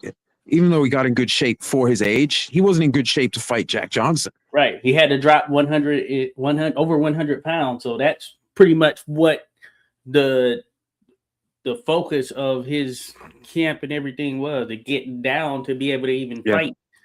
I've seen that reference, but I haven't seen in the writing about that fight. I don't remember seeing someone specifically at the time saying that he The lost exact that amount. much weight. Yeah. I've heard it. So I I've don't heard know it how out of referenced. shape, but I have heard people say it a lot, but I haven't actually seen it in my research. Now that is not my specific narrow area of research, but it does swirl around what I'm looking at. Yeah, I had to look into it further. But yeah, I know of it being referenced over 100 pounds. But that being said, yeah, I would have to look into it. I may have some stuff that is out there. I'm not even sure. I'll have to look back. But yeah, that's a good one. And then, of course, we do have visual reference because one of the things that Jeffries was doing was he was officiating during his retirement period. So there's some footage out there of him officiating. Matter of fact, he was officiating the Philadelphia Jack O'Brien and Tommy Burns. I think is the second fight. Oh, interesting. In the I believe it's that one in the footage. He's the official there because Jeffries had an arena. I want to say it was out in California. I could be wrong, but I know he had his own. Well, they call it an arena, but it wasn't like covered or anything. Not an arena in the sense of a covered facility, but he had a location where he had stands and all that stuff. People could come and they could watch fights. I can't remember if it happened there specifically, but that being said, Jeffries was officiating in the aftermath. I'm gonna look real quick on that footage right there because I'm pretty sure he was in there, random. But yeah, I've seen some pictures in the papers of him refereeing. I even saw pictures of one fight where he wasn't the ref, but what they did is they cut out and pasted it in, and then drew to make the gaps to where he was the ref in the fight, even though he hadn't ref the fight. He was that kind of star. They were like, this is what it would have looked like if Jeffries was refereeing this fight. It was the fight out in California I saw in the paper. I thought that was hilarious. That's when you know you're a star. There's like fantasy referee cameo from Jeff. That's wild. Yeah, so he is in there. Look, I'm about to drop this one in here in the chat, folks, to check it out for yourself. If you want to check it out. But Jeffrey, if you look at him in this video, he does look like he's probably about 300 pounds or more. You know what I'm saying? Yeah, and he's big boned. He had a big frame. He could carry the weight in theory. I just wanted to point out, note that I haven't personally seen in the clippings I have seen in that drama. How he was? I would say he looked like he's probably closer to 300 pounds. I would say, looking at him in there. Yeah, the stakes of that fight were unbelievable, Johnson Jeffries, because the thing was when he retired, even before he retired, he said when he was drawing the color line, he had said he wouldn't give a black man a title shot.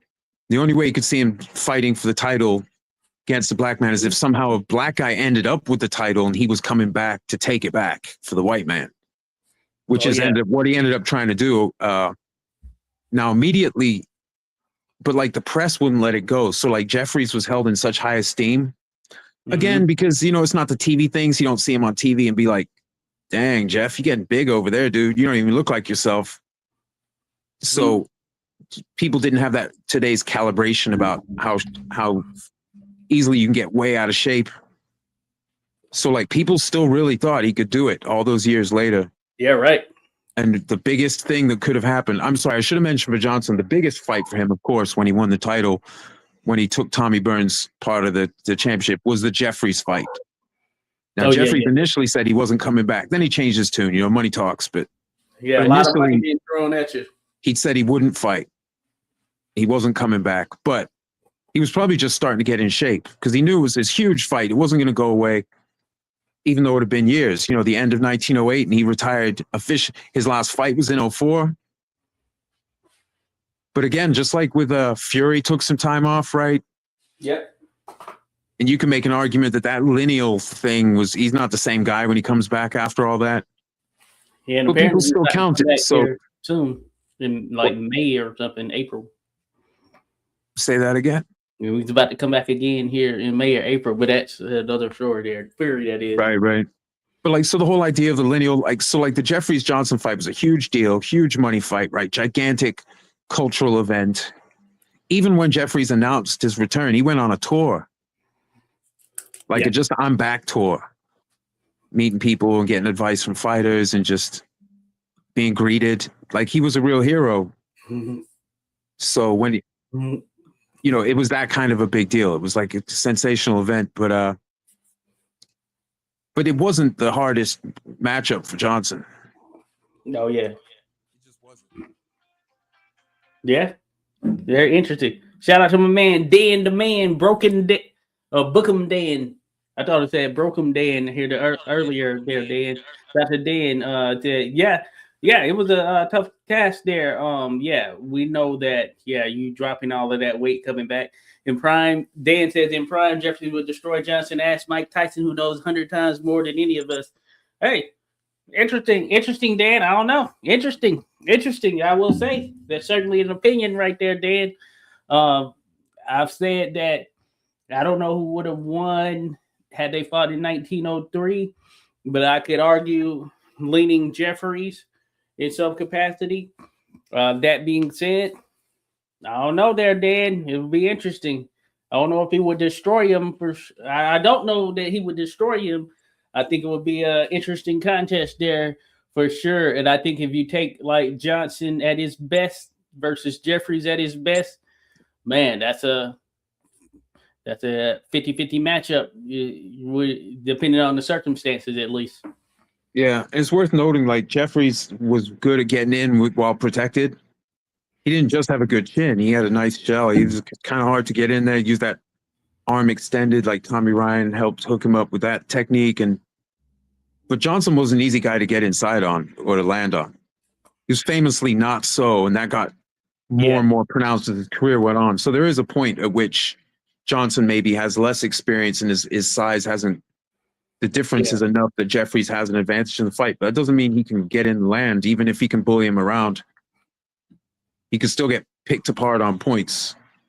So I think it's a good matchup, but I think as time went on, it's just Johnson was gaining in size and experience and comfortable, in his larger frame, larger size, and that yeah, it was getting further. And by the time they actually fought in 1910, forget about it. yeah. Say 1908 when he won the title. What 1908, right? Say that version December of Johnson. 1908. Yeah. So that version of Johnson against Jeffries at his peak. Yeah, that's an interesting one right there. Yeah. Jeffries had started training in '07.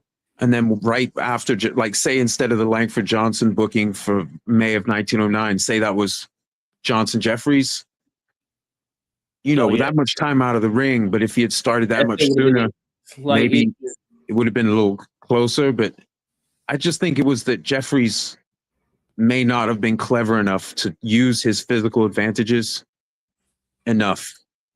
So yeah, and that's what makes it interesting. It makes it tough for me because I do think that the 1903 of three version of Johnson wasn't a finished product, of course. Um, and you could argue that so like 1903 version of Jeffries, that was him at his best, or just maybe clear near his best in terms of maybe decelerating from his best or whatever. So that makes it interesting right there. That was not the best version of Johnson, so that would come a little bit later. So it would have depended on how things transpired with Jeffries. I'll note that Jeffries, he was dealing with, I don't know if it might have been a back issue that had been one of the things that had been bothering him over the course of 1904, maybe even into 1903 or something like that. So that's what makes it super tough right there. It's just the versions of each fighter right there, because that was certainly not a complete Johnson around 1903, 1904 time frame. Interesting point. But I think, the Jeffries Johnson, some of it was just the sheer size of Jeffries and the size of his, his myth, is like his legend. So like, but we've seen that too when Fury was at or near the top, and people saying, Usyk, get out of here, man. He's too small. He just can't handle the size. Just can't handle the size. And we saw the fights. Yeah, we saw what happened, right? Can't handle the size, and that's not the only time that's happened where you go, oh, wait a minute, he could. because of the way they lined up. So, It's although certainly a factor, not the factor. It can be depending on the circumstance, but when you gotta, but yeah, uh, that's a that good side. question from Joe right there. Floyd Patterson beat Yeah, Johnson. yeah, I was gonna mention that one there. What do you I think there? love that Of course, matchup. two very different styles. But I yeah, like what do his. you think? I actually like his chances specifically because of the style. Mm-hmm. Uh, Although Johnson, if he roughed it up, might be able to turn it into an advantage. But if they fought more of a clean style, Patterson Yeah, had fast enough hands. He wasn't I particularly think you large, certainly outpoint him for sure. but he was a guy who could really throw in those swimming hooks when he swims up into the hook and then either to the body or the head or alternating him. That's pretty dangerous. He might You had that do pickable better than spin. other bigger guys. Patterson had some real speed in the hands and a good style, so maybe he would improve on other people's results. I think there are worse matchups for Patterson than Johnson specifically because of the hand Yeah, speed. And he could yeah, hit too. Patterson hit hard. He was his chin relative to the heavyweight division was more of the question. Chin and recovery. It wasn't about hand speed or hard hitting. He was a. You can listen to the fight coverage of the day, the way they talk about his power. Especially after he got the title back. That yeah. left hook. Forget And about it. Johnson wasn't that type of guy who would go in and just blitz him in the capacity that like Sonny Liston did, for instance. Just going in just heavy shots, just blitzing Floyd Patterson in that way. So Johnson wasn't that guy stylistically, which is another aspect of it. Yeah, and if we're talking like 200 plus pounds, Johnson, see, like Liston, as good as he was, long arms, big fists, he might have a difficult time with Johnson. Not that he couldn't land on him. I mean, he was a tank, right? But I think he might have a tougher time just because of the way the styles line up. Because Johnson could really mess with people. You know how to pull your arms and make it really uncomfortable. He wasn't, this is the days when most of this isn't filmed at all. So, if you're on the blind side of the ref, you get a good yank in, this and that. Johnson knew all that stuff. So, as far as some of these larger, scarier guys, if you look at their fight styles, sometimes they might not be able to do what we see them doing to other people. Take like George Foreman, great fighter, right? See what he's doing to Frazier? Frazier's style, the bobbing style is not working for him because when he does catch him, it's too much power. And he just like. But if you look at some of his fights, Foreman overthrows his punches locks. He's throwing really wide swings, right? And there are fighters who could punish that throughout history.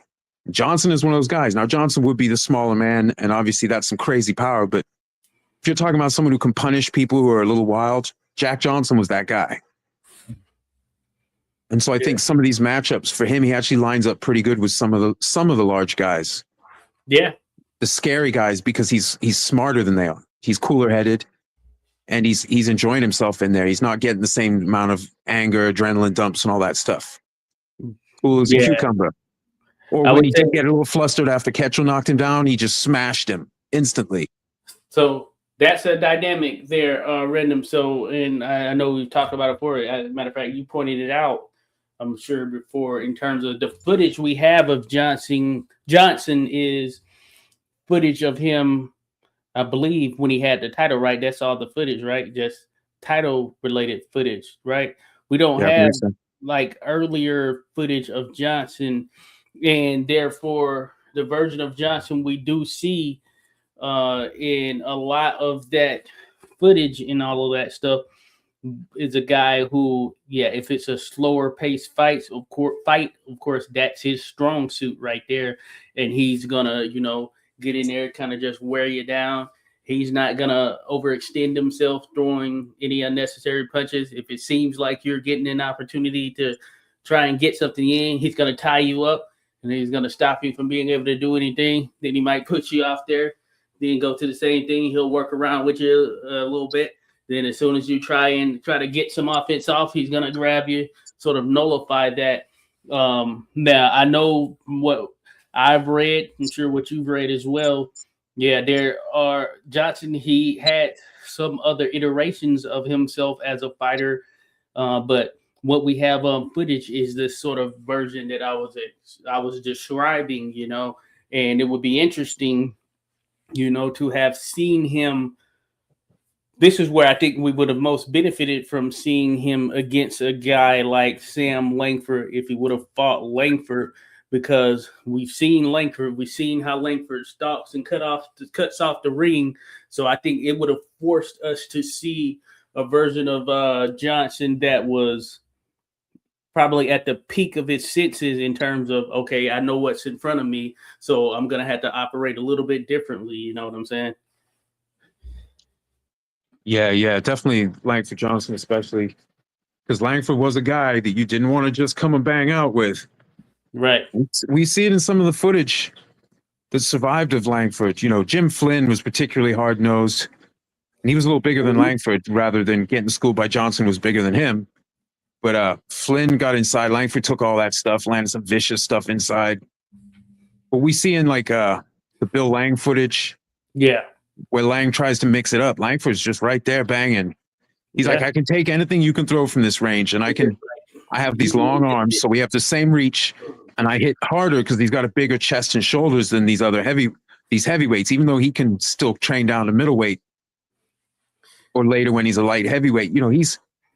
He's got a bigger chest and upper body, not his head necessarily, but his upper body, the musculature and the frame is broader than the other heavyweights. So even like Johnson's a bigger man, but that doesn't mean Johnson has like a broader torso. Langford was kind of freaky like that. So, and as he grew through light heavyweight into heavyweight, he just kept getting. So like you see late career photos of him, and his arms are gigantic. It's cartoonish. Because he's got a little extra weight, but you can see just like absolute pistons, the ramrod puncher, so that definitely changes the equation, because when Tommy Burns fought Jack Johnson, he just didn't have the same effect. Couldn't get in easily, got schooled. His size he couldn't compensate for the size, but Langford hit so hard that he had compensating power, just like Rocky. If you take away Rocky's phenomenal power, he's going to struggle, because guys there's not going to be the same risk of getting hit by something flush that he carried with him.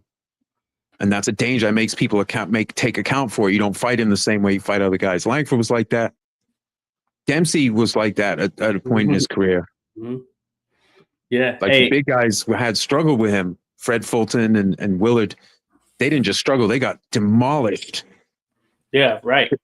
Because speed and power and his technique, they lined up real bad. Yeah, he destroyed those cats. Those bigger guys, he would absolutely freaking destroy them. Real quick, Dan mentioned Johnson longest boxing career in history, fought Jeanette in the 60s. In 60s exhibition, of course, but in his 60s, that was the case. But you got Jim Mace who was out there. Jim Mace who was out there. Then you have Professor Mike Donovan. There's a Professor Mike Donovan. Apparently Professor Mike Donovan and Jim Mace had a fight where they were in their 60s as well. I know you know of this one, Dan. You've mentioned it before as well. So they were up there as well. They might be the oldest, or one of the oldest for sure there.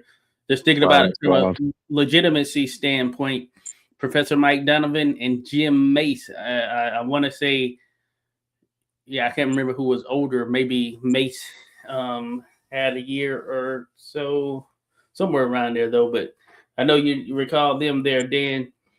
Oh yeah, so Dan mentioned Jim Mace fought at the age of 78. Yeah, that's insane right there. But Mace,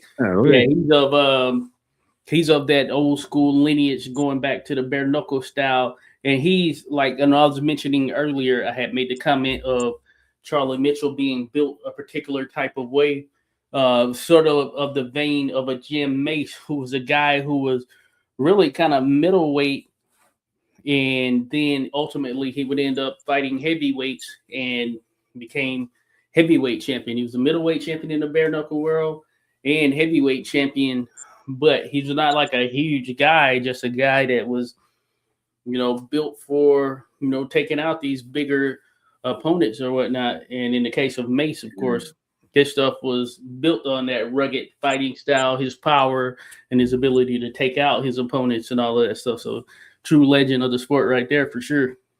Yeah, man. And you know, with no gloves or alternately smaller gloves, you can be undersized and still crack a good punch. And that's something to always keep in mind where you go, this guy's too small. Well, yeah, if you put him in some big old, whatever, 12-ounce gloves. But if he's in 4-ounce gloves and he's giving up 30 pounds, a punch is a punch. Fist is bigger than a chin. You know what I mean? With only a few exceptions, you know, it's like, so the smaller gloves did help smaller fighters. So some of these guys where you think, how could they give up that much weight even against a big puncher and get away with it? It was like, well, if you have technique and you can actually land your shots and you can't block as easily in the smaller gloves, you can't you see it in mixed martial arts. Hooks come around the guard. You can't just like shell up very easily. You have to do some torso work unless you want to just eat hooks around the sides of those gloves. So that's also a factor too. The rules have been different over time, but back in the day, no extra muscle because stamina was so important. No extra muscle, especially in the years when title fights tended to be longer, 20 rounds, 25 rounds, 45 rounds. Once in a while, finish fight. And that's not just championship fights. Sam Langford's third fight with Jim Flynn was booked for 45 rounds. That wasn't a title fight. Yeah. And so, you know, so I think as time has gone on, the gloves have gotten bigger, and honestly, steroids have come into the picture and stuff, and diets change. People can know how to eat to bulk very specifically. It's gotten easier to move up in weights over time, at least. But guys used to just have to kind of jump up, and they weren't going to put on a bunch of bulk because it would ruin the fighter they were. Johnson was a little different because he did get more heavy set, but his cleverness was his biggest asset, and he never lost that.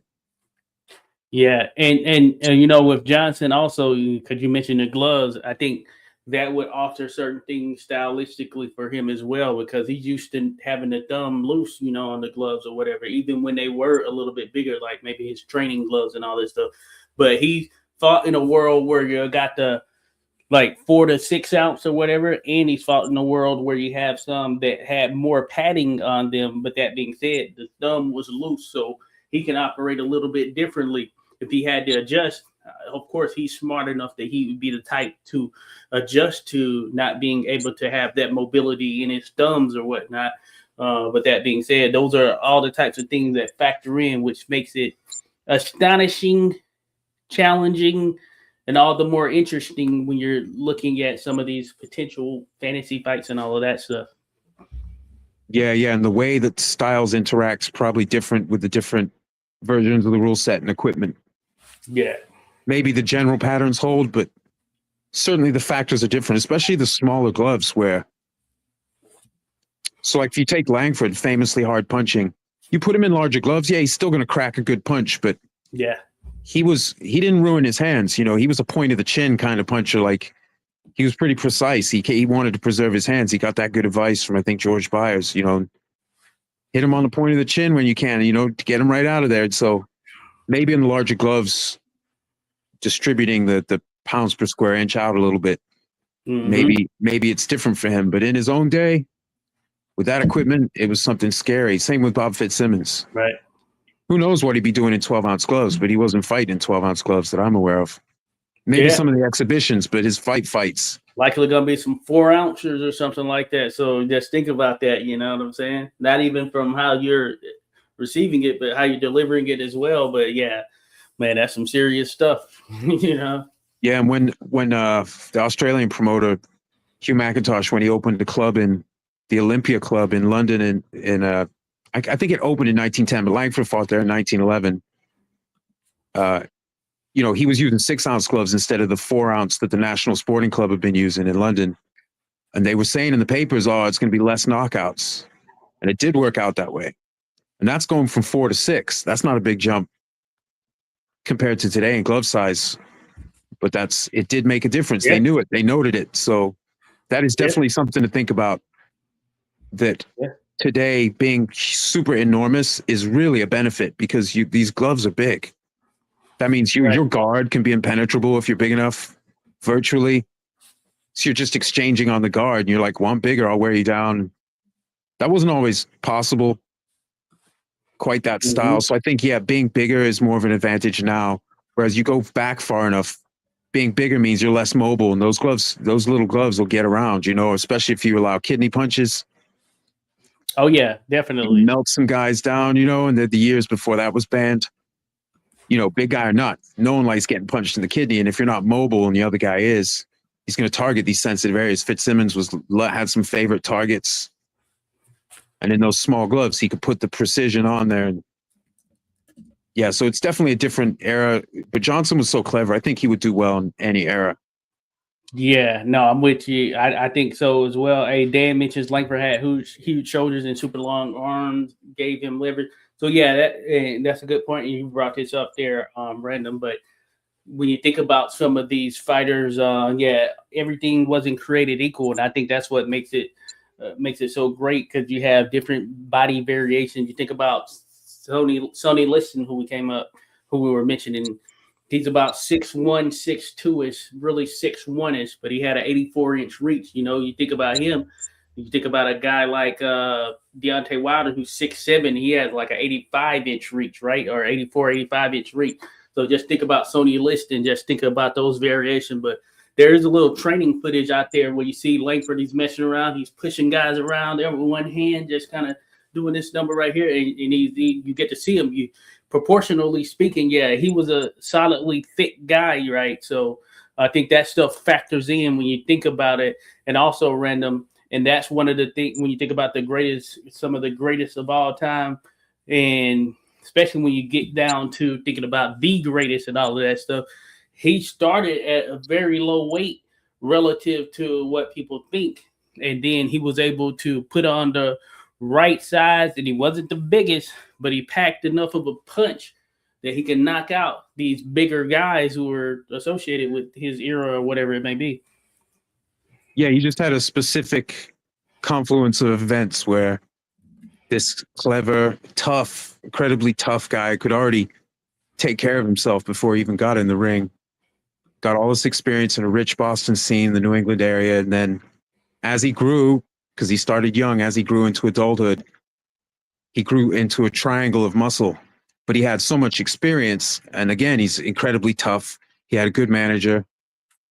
So all those things came together. So by the time he's competing at heavyweight, he has physically no business there unless you only look in his upper body.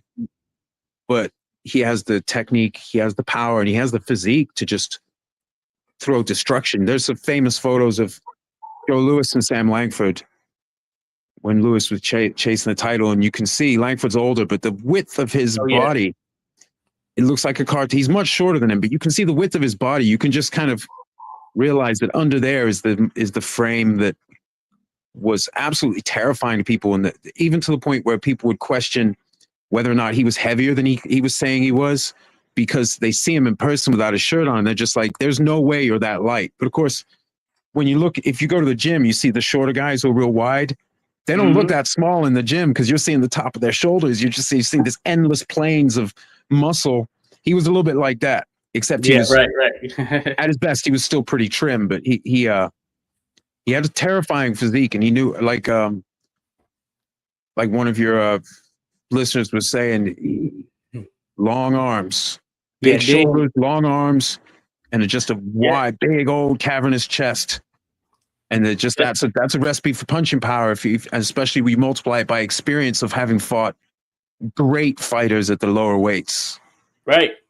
But then grown into a musculature that would allow him to fight at heavyweight. But he's faster than they are because he's smaller, but he's wider than they are. He actually can hit harder. Like I was saying earlier, you have to game plan against him. Yeah, all of that factors in. Like, you can't teach that type of experience and stuff like that, because you're right. You can't teach Sam Langford earlier in his career fighting Joe Gans. You can't teach that. That's just something that organically happens, right? And we know what Joe Gans was. We know the time period that was early in Langford's career. You can't teach Sam Langford going up against a Jack Blackburn or something like that. You know what I'm saying? So that's why it's so different right there, because that just early in your career. Just imagine fighting those type of guys. When he fought Joe Lewis, I'm pretty sure was already at 100 plus fights in, right? So just think about that. That's not Wait, stuff wait. you Who do you mean? You said Joe Lewis. not So Joe you Lewis, mean sorry, Joe Gans? Joe Gans rather. When Langford fought Joe Gans, wasn't Gans already 100 plus fights in? Yeah, I think he was over 150, and Yeah, so you there's a can't. lot. That's like stuff you can't teach that level of experience or whatever. You can get a fighter up to a certain point or whatever, but to go in with someone like that early in your career and to actually compete, that's crazy. That's different. Yeah, it's just a unique. He had a unique thing, but Joe Walcott had done a similar thing, but Oh Langford yeah, maxed out at a larger size. yeah. So even though Walcott could fight some heavyweights, he wasn't a top heavyweight, whereas Langford Hmm. was a top 2 to 4 heavyweight for years in a row, depending on his most recent results with the other top guys. Yeah, and as game is like a Walcott was, he was going to run into like some size constraints at some point, depending on the level of a fighter and skill set of the fighter they was fighting. Because at the end of the day, 5'1" is 5'1", you know? Yeah, and Walcott, though he had a big chest and decently long arms for his size, he was just a smaller version. So Langford was like an upgrade. He was Yeah. Terminator 2, you know what I mean? He was, Right.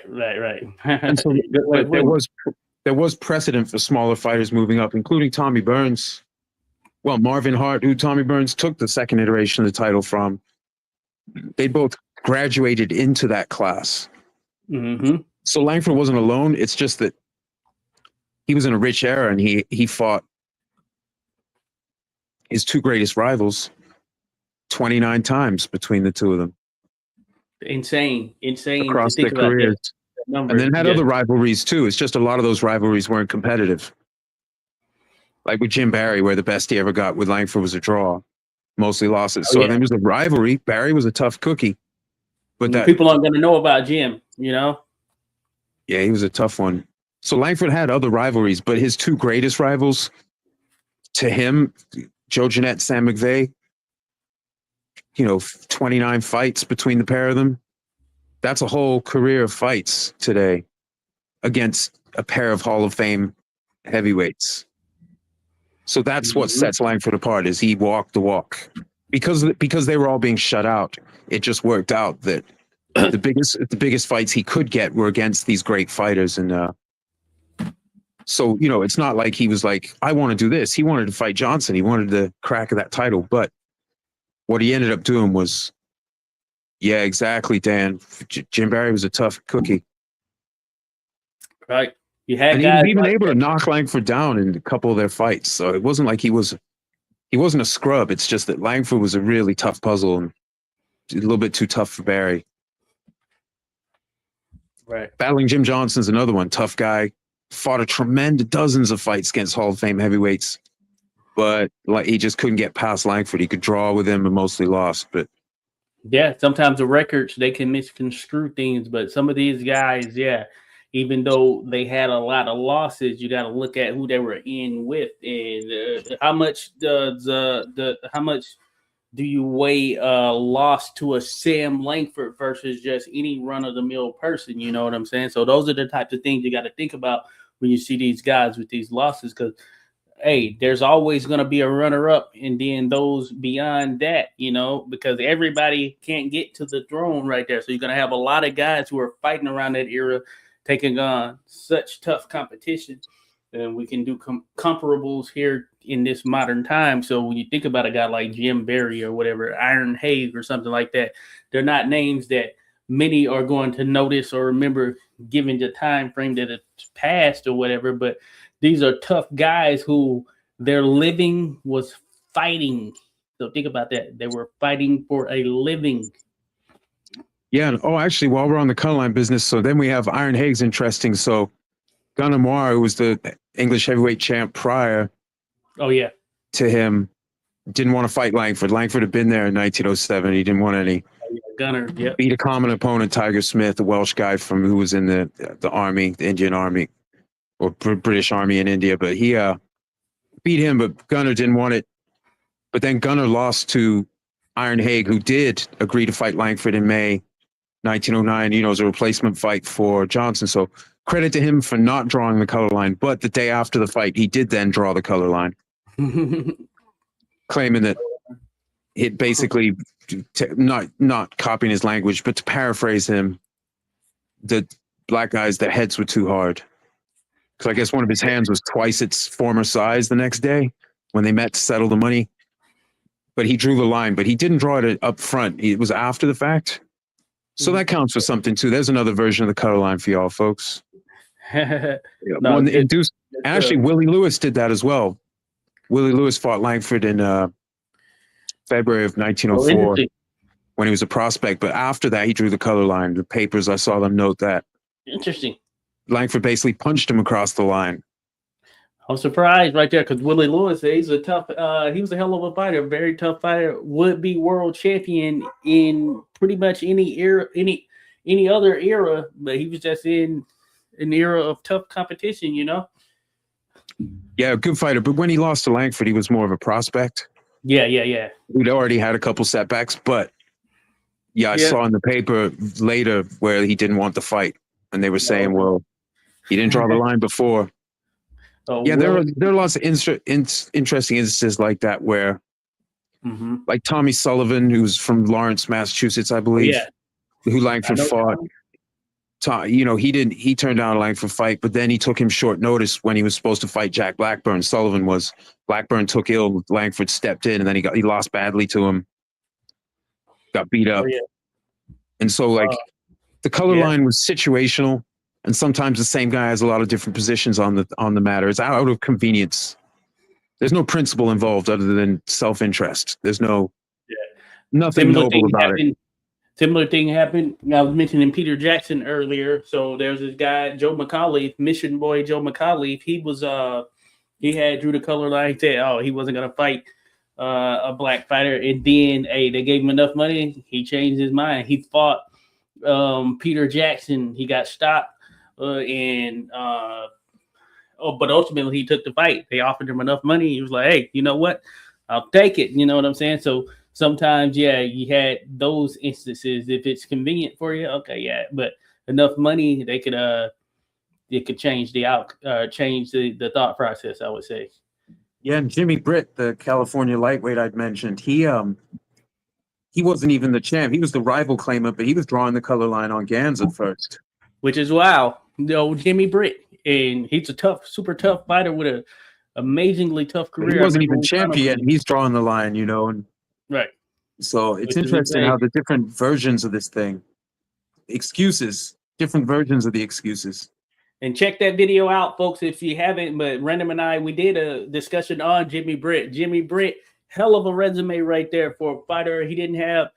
He may have had 20 fights. I think it was a little bit under that, even maybe around 20 fights. But man, talking about one of the toughest 20 fight resumes in boxing history, Jimmy Britt is that. And that was a good discussion right there, Random, when we had that, because I think it revealed a lot of stuff on a guy who's fairly obscure, but man, he had an impact, and especially considering the competition he faced in such a short career total fight-wise,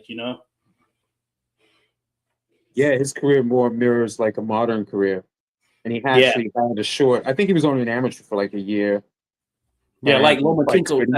He was a big name by the time he turned pro. Yeah. Imagine Lomachenko type competition level at that particular time. Say that again. Like Vasily Lomachenko, where he was fighting a lot of tough competition right there from the jump. Right, just jump straight in. So, interestingly, Britt was the master of ceremonies for Langford's fight in 1911 in London against Bill Lang at the Olympia Club, where I mentioned they used the 6-ounce gloves. Jimmy Britt was in his tux. You can see him in the footage. He's there. He's the master of ceremonies. No, I had to look back on that. That's crazy. That is crazy. I'm gonna look back on that. That's the only footage of him, right? That we know of. Really. Yeah, it might be. I don't know though. That's crazy. I'm gonna look back on that now. And so the Bill Lang contest. Okay, he's in the tux. Wow, that's crazy. I didn't know that. Random. Thanks for sharing that. You hear that, folks? You get these little nuggets you never knew of. You get Jimmy Britt. He's on video, at least not fighting, but that being said, he's still on video. Crazy.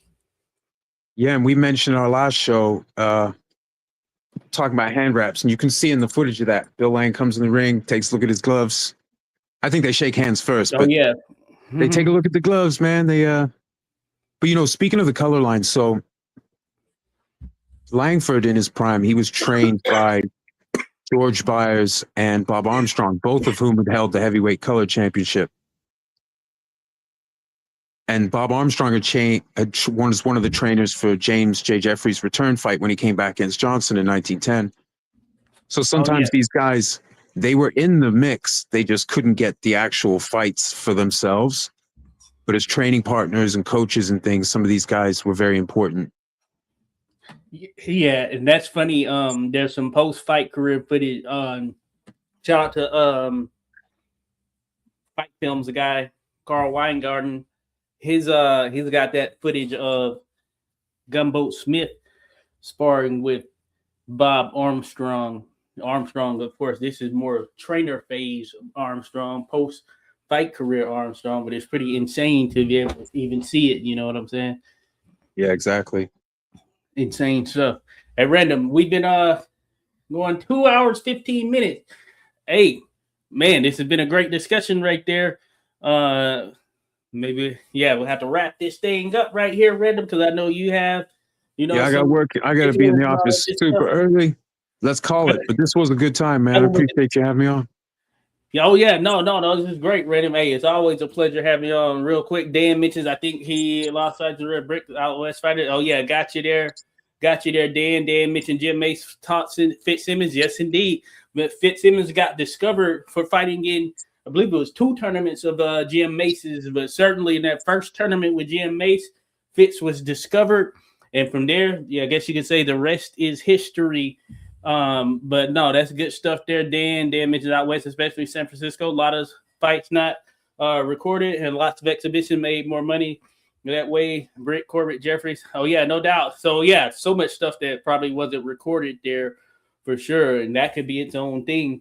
And random even found a fight of Sam Langford that wasn't on like the likes of BoxRec and all that stuff here a couple of years ago that we had documented. Anyway, though.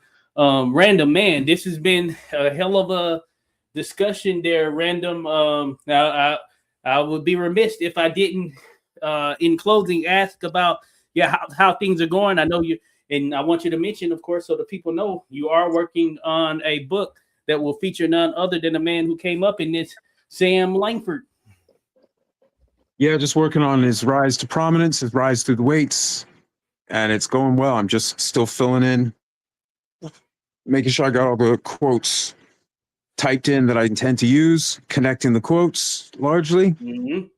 It's going good. I don't know when the first draft is going to be finished, but I'm just plugging away at it, and it's very rewarding. And I've gathered so much. There's a lot of interesting stuff I'm going to have to leave out of the book. It's just not I bet tenable to have it all in there and have it be coherent. But I enjoy learning that stuff too, even if I can't always share it in that format. I talk about some of it on here, but yeah, a lot of interesting stuff, a lot of drama in those days. It wasn't so simple as it might seem looking back, especially if you're looking back at a publication that's ignoring the colored lineage at championship level. It doesn't look as thrilling as it perhaps was week to week, as these guys were often fighting busy schedules and a lot of stuff was happening. So yeah, it's an interesting time. I always love talking about this time with you, man. It's one of the rich eras in the sport. Oh yeah, want to do this again. Yes, indeed, they're random. So no, I appreciate you, and of course, I appreciate everyone else who came in, showed us some love, who hit that like, who subscribed, anything associated with that. Those that will be listening on the replay, you are appreciated. Feel free to drop comments. We're gonna talk about this stuff. We're gonna continue to discuss it. And hey, if you have other topics you want us to discuss just in general, be sure to hit us up, because hey, we're for diving into it without question. So we thank everyone. And of course, we want everyone to have a great end of their night and weekend that is right around the corner there, folks. So appreciate you all. So shout out to everyone. Have a good one.